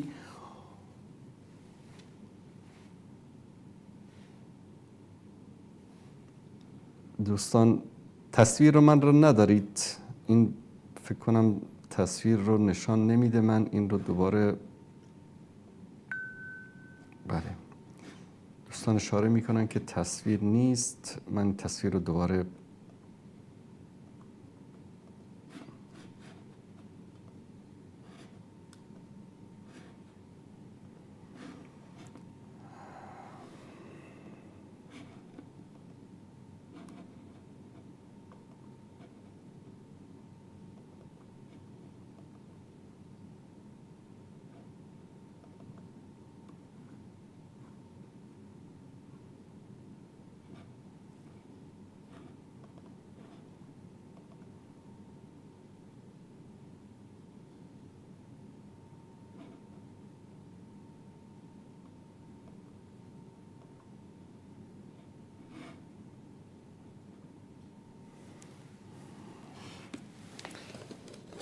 اگر این مشکل خط اینترنت ما هست که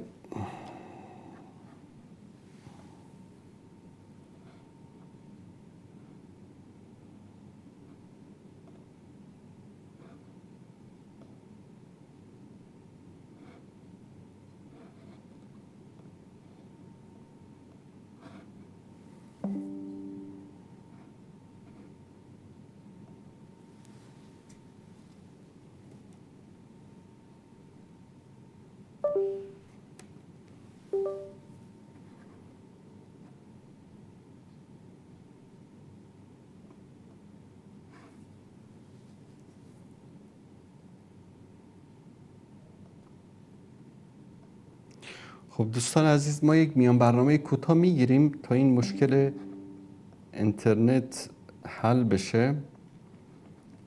دوستان اگر یک میان برنامه کوتاه بگیرن مشکل اینترنت حل بشه، که این صفحه مهم است که من بعد نشون بدم خدمت شما عزیزان.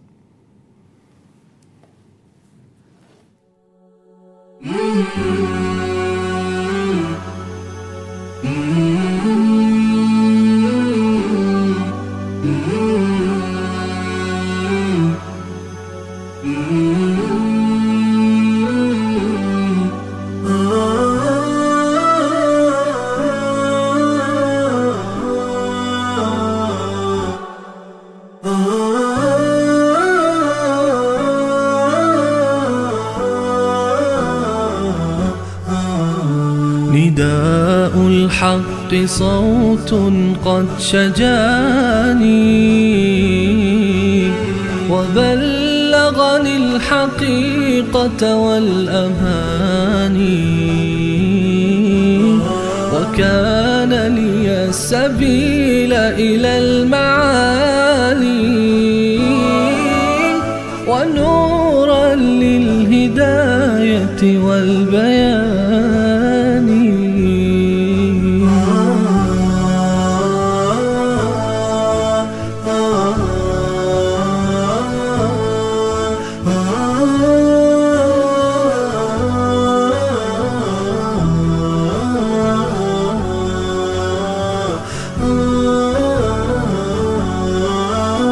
يزيح عن القلوب دجى هواها وينشر في النفوس سنا المعاني وإن الحق كنز.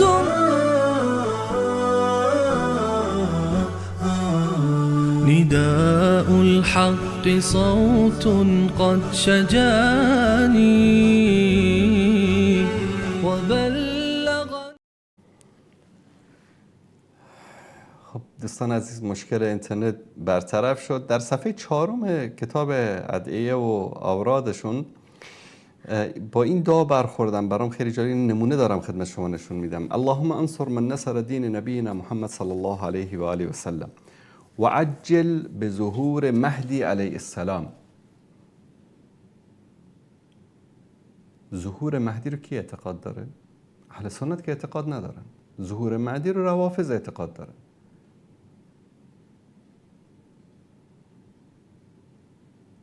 غایب شده، ظاهر میشه.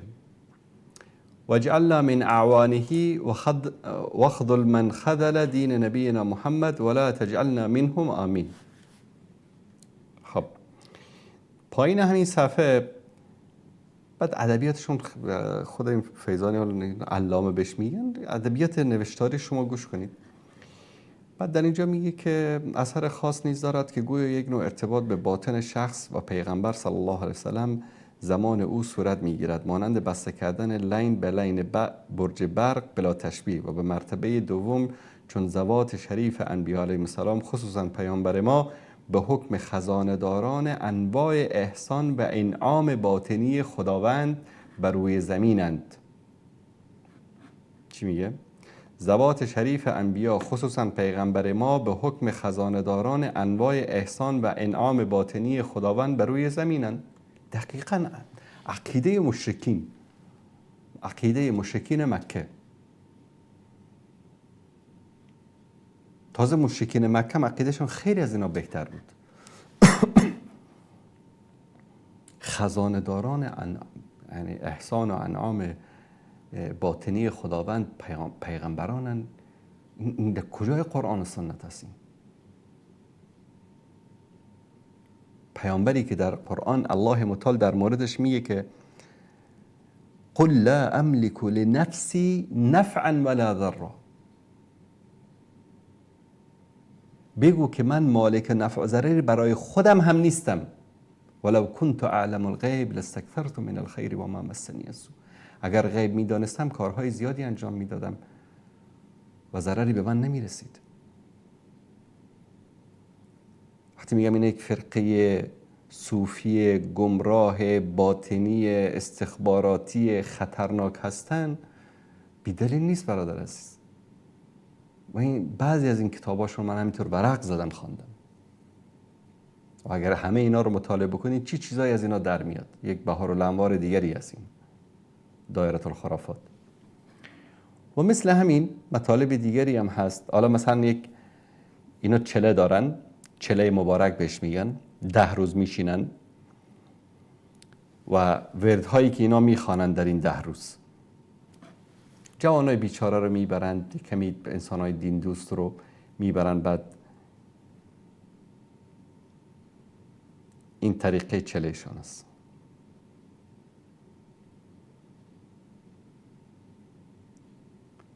کل اسرار اینا رو دارم، کتاباشون، پی دی افشون، نصوصشون، ورد، یعنی هر چی که در مورد این فرقه هست رو دارم. این طرفی که این رو برای من آورد، یعنی الله متعال حفظش بکنه هر جایی که هست، شخصا آورد به دست خودم داد. همه اسرار درونی اینها رو دارم. اون تا فرصتی نشد، اصلا شاید در موقع نیاز نبود که من در مورد، اما بعدن که الان متوجه میشم در سایه امارت اسلامی در کابل در اینا به شدت دارن فعالیت میکنن و از طرف غرب به شدت کمک میشن و توجه جدی باید در مقابل این فرقه، چون امنیت فکری جامعه خیلی مهمتر از امنیت جانی و اجتماعی و اقتصادی است و اینا فکر مردم رو دارن میخورن.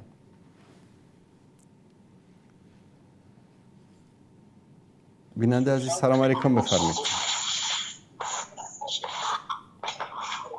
بیننده گرامی بفرمایید. السلام علیکم و رحمت الله و برکاته. استاد عزیز جور هستین ان شاء الله بخیر. سلامت باشید، زنده باشید. تشکر از شما. سلامت باشید. استاد عزیز خدا شاهد است که خودم شخصا شما رو خیلی دوست دارم. سلامت. ولی اگر از شما یاد گرفتیم، از شما آموختیم که گفتیم که هر چیزی که شما بگید امکان داره که بعدش هم آدم اعتراض کنه که چطور گپ میزنید. شما تقریبا 1 ساعت قبل گفتین که اطاعت از امیرالمومنین واجب است. کدام امیرالمومنین؟ من شخص معین نگفتم، من گفتم امیرالمومنین، امیر ولی امر مسلمان ها اگر دارای شرایطی که در قرآن و سنت یعنی بیان شده باشد اطاعت از او واجب است. مطلبتون یعنی از امیرالمومنین ساختگی طالبان خود نبوده انشالله. ببینید یک نکته رو باید در اینجا بگم، این که امیرالمومنین طالبان رو من به عنوان امیرالمومنین شرعی قبول دارم یا ندارم این مسئله جداست. متوجه شدید؟ اون رو هم بیان کردم، چون که شرایط تعیین امیرالمومنین و اینکه کسی بیاد اسم خودش رو امیرالمومنین بگذاره این مسئله ساده ای نیست. این ما در میزان شریعت میسنجیم آیا این امیرالمومنین ویژگی های شرعی یک امیرالمومنین را دارد یا ندارد. این یک بحث جداگانه است. به نظر من خیلی از یعنی ویژگی هایی رو که یک امیرالمومنین شرعی، چون این اصطلاح شرعی است و ما در شریعت با کسی مجامله نداریم، در شخص رهبر طالبان نیست، حتی روش انتخاب، حتی ویژگی ها نیست. اما امروز آیا مردم افغانستان از این شخصی که خودش رو میگوید امیرالمومنین، من بگم رئیس جمهور، پادشاه، دیکتاتور، رهبر، بزرگ، قماندان، کلان، هر چی که میگید، آیا در امور حکومتداری و مملکت آنچه که مصلحت عموم جامعه رو اقتضا میکند از این شخص؟ دوست عزیز الو، شما تلفنتون مشکل داره برادر عزیز؟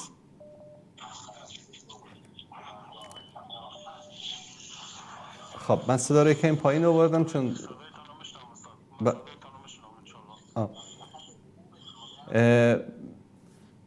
تلفن شما کمی پارازیت داشت، به خاطر من صدا رو آوردم پایین. لطفا این رو اصلاح بکنید. حال صحیح شد. بله. اما این رو به شما بگم که در امور که مصلحت عموم جامعه است، بله باید اطاعت شود. همانطوری که مثلا در یک کشوری که پادشاهی است، در کشوری که رئیس جمهور است، در کشوری که یک حاکمی است، در اموری که مصلحت عموم مسلمان ها هست از او باید اطاعت شود. اگر ما بلند بشیم در مقابل این شخص قیام بکنیم، بجنگیم، اما یکی انسانی بگه که نه من قبول ندارم، ما کسی رو نمیتوانیم مجبور بکنیم که تو حتما باید قبول بکنی. قبول نداشته باش. اما کسی بیاد در مقابل این شخص قیام بکند، بجنگد که در او فتنه و فساد در جامعه ایجاد بکند، نه، این کار اشتباه است. در عموم مسائلی که مصلحت جامعه اسلامی است باید اطاعت شود از امیر، هر کسی که باشد. بفرمایید. بله بفرمایید. استاد عزیز، اگر حالا دخترایی که در افغانستان هستن که بخیزه و مظاهره کنن به خاطر از اینکه 4 سال مکمل شد که مکاتب پنتون ها رویشان بسته است، اینا اگر بخیزه آیا گناه کردن؟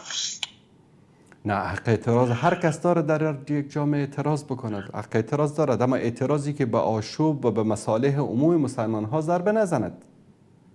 اما مشکل، آیا مشکل افغانستان، استاد عزیز، شما از طالب چی توقع دارین؟ طالب که در داخل جشن فراغت دخترها که نو از طب فارغ شدن با سلاح داخل میشن و در داخل حال مردم اذیت میکنند، نکتایی رو بکشید. کار اشتباس، ما کار اشتباس.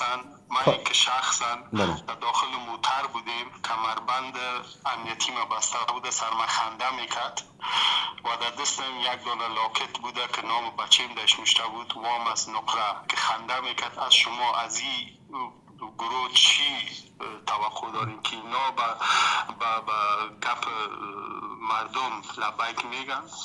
دوست عزیز، ببینید برادر گرامی، الان کاری که مثلا در جلسه فارغ التحصیلی دکتران در کابل در هرات شد، کار اشتباس.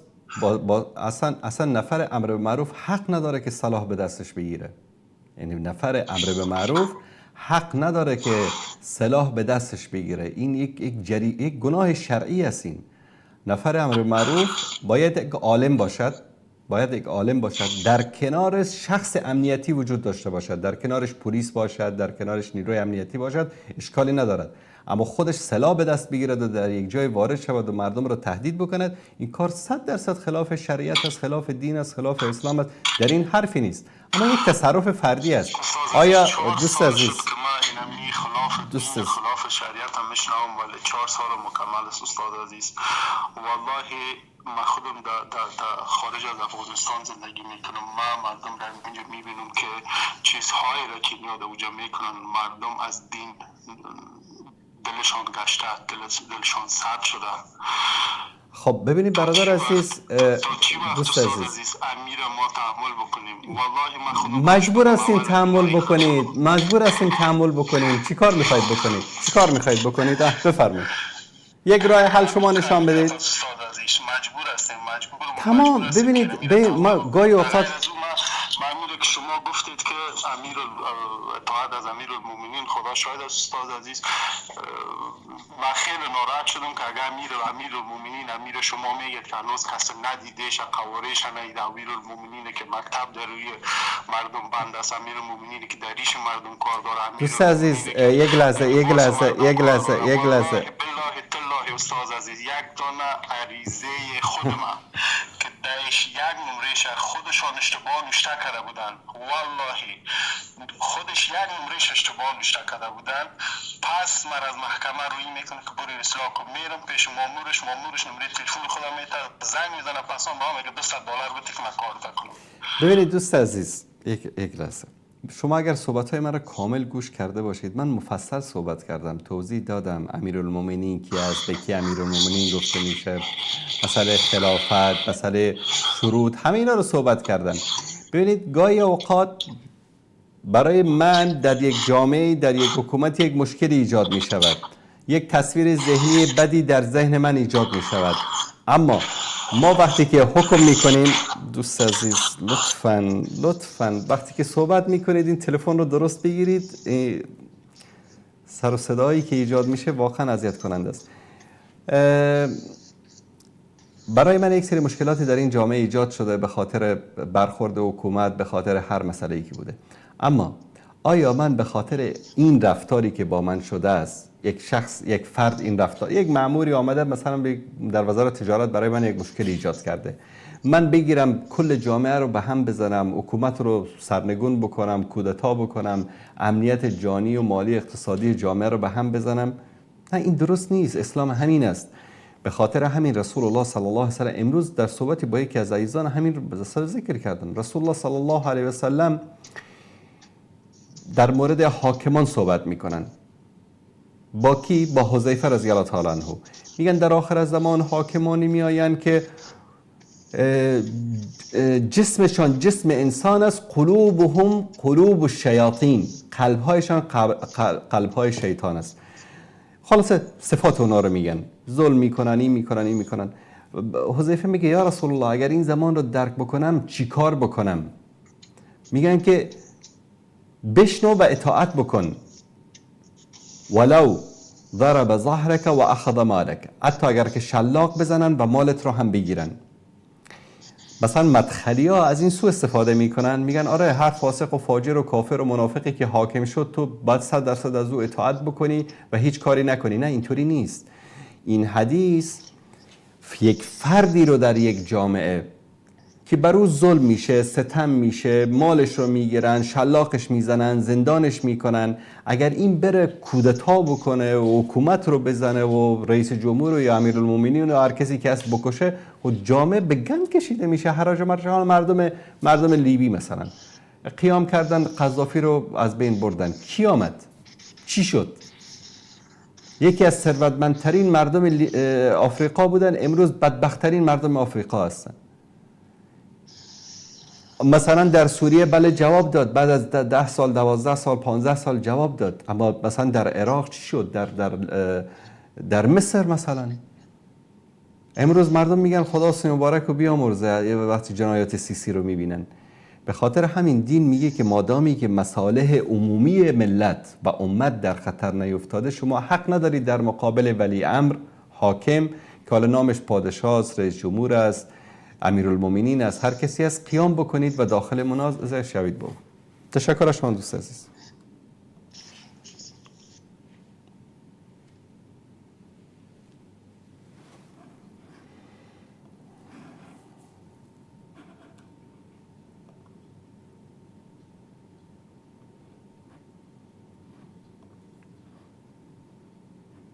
خب عزیزی سوال کردن، این سال چون پیشروی ما ماه رمضان هم هست، خیلی مهم هست دوستان این رو بدونن. گفته السلام علیکم، یک سوال، من قرآن خواندن بلد نیستم ولی با قلبم خوب میفهمم و میخوانم امرا با قلم و چندین قرآن ختم کردم الحمدلله و خیلی از دوستانم ازم درخواست میکنن که برایشان جز یا چند جز برایشان بخوانم. آیا درست؟ چون که کاملا بلد نیستم، لطفا جواب بدهید. ببینید دوست عزیز، اولا اینکه شما قرآن میخوانید و درست بلد نیستید قرآن رو خواندن، سعی کنید یاد بگیرید.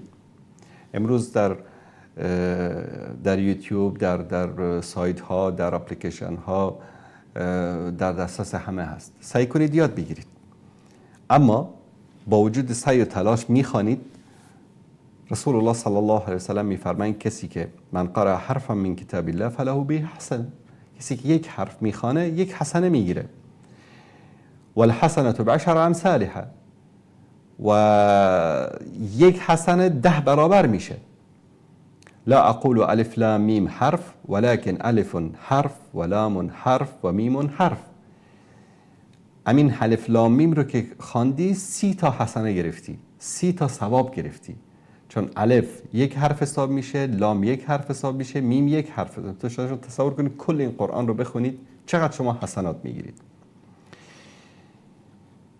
و اینکه کسی قرآن رو میخوانه، در حدیث ام المؤمنین عایشه صدیقه رضی الله تعالی عنها میفرماید که الماهر بالقرآن مع سفرة الکرام البرر، کسی که قرآن رو با روان با ترتیل مثل قاری صاحبا میخوانه، این دیگه صاحب فضل و کرم است و الله سبحانه و تعالی جایگاه ویژه‌ای با فرشتگان برای او در نظر گرفته. والذی یقرأ القرآن و یتتعتع فی، یعنی قرآن میخوانه اما گیر میکنه، بند شده میخوانه، درست بلد نیست.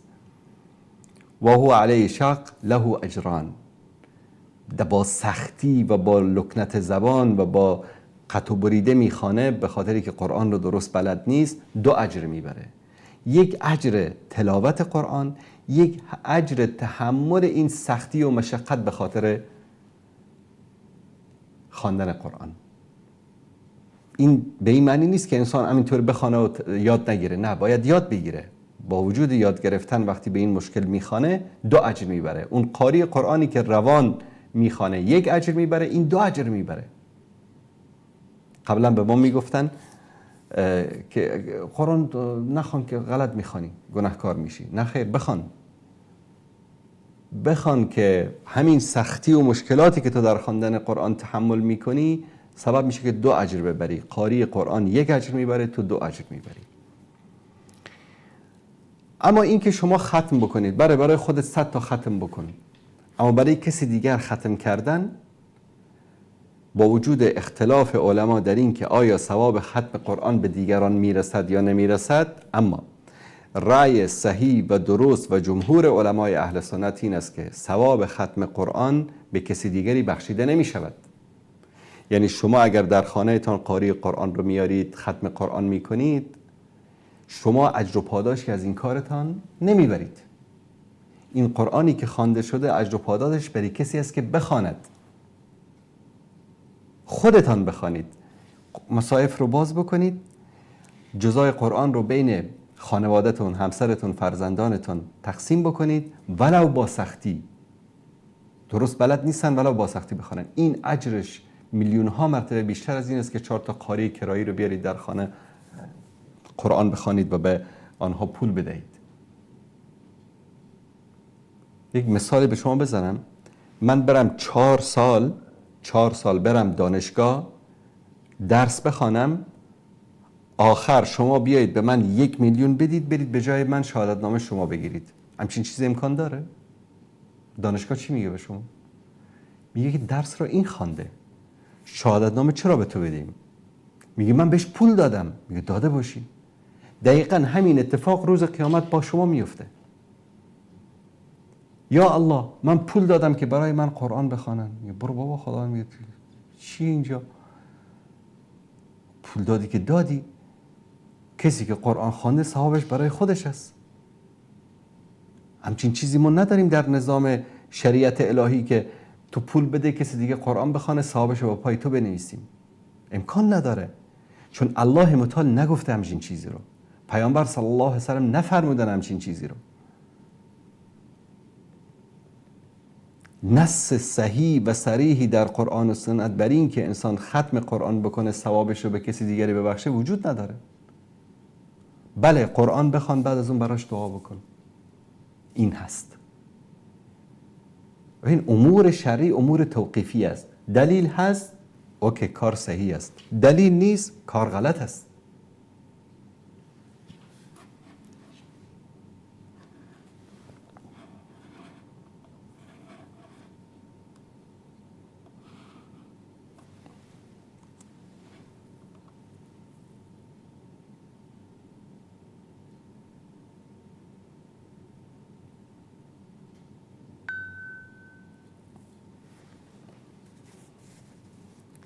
بله دوستان اشاره میکنن که وقت برنامه به پایان رسید. سوالات زیادی از شما عزیزان داشتیم که باید پاسخ میدادیم، اما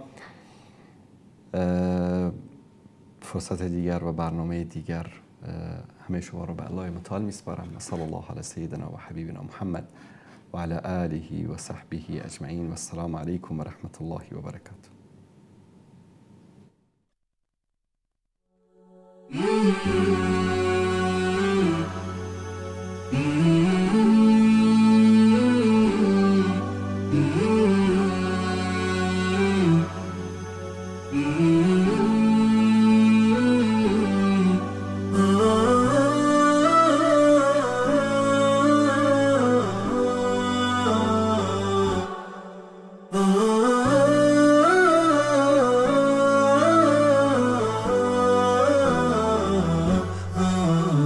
نداء الحق صوت قد شجاني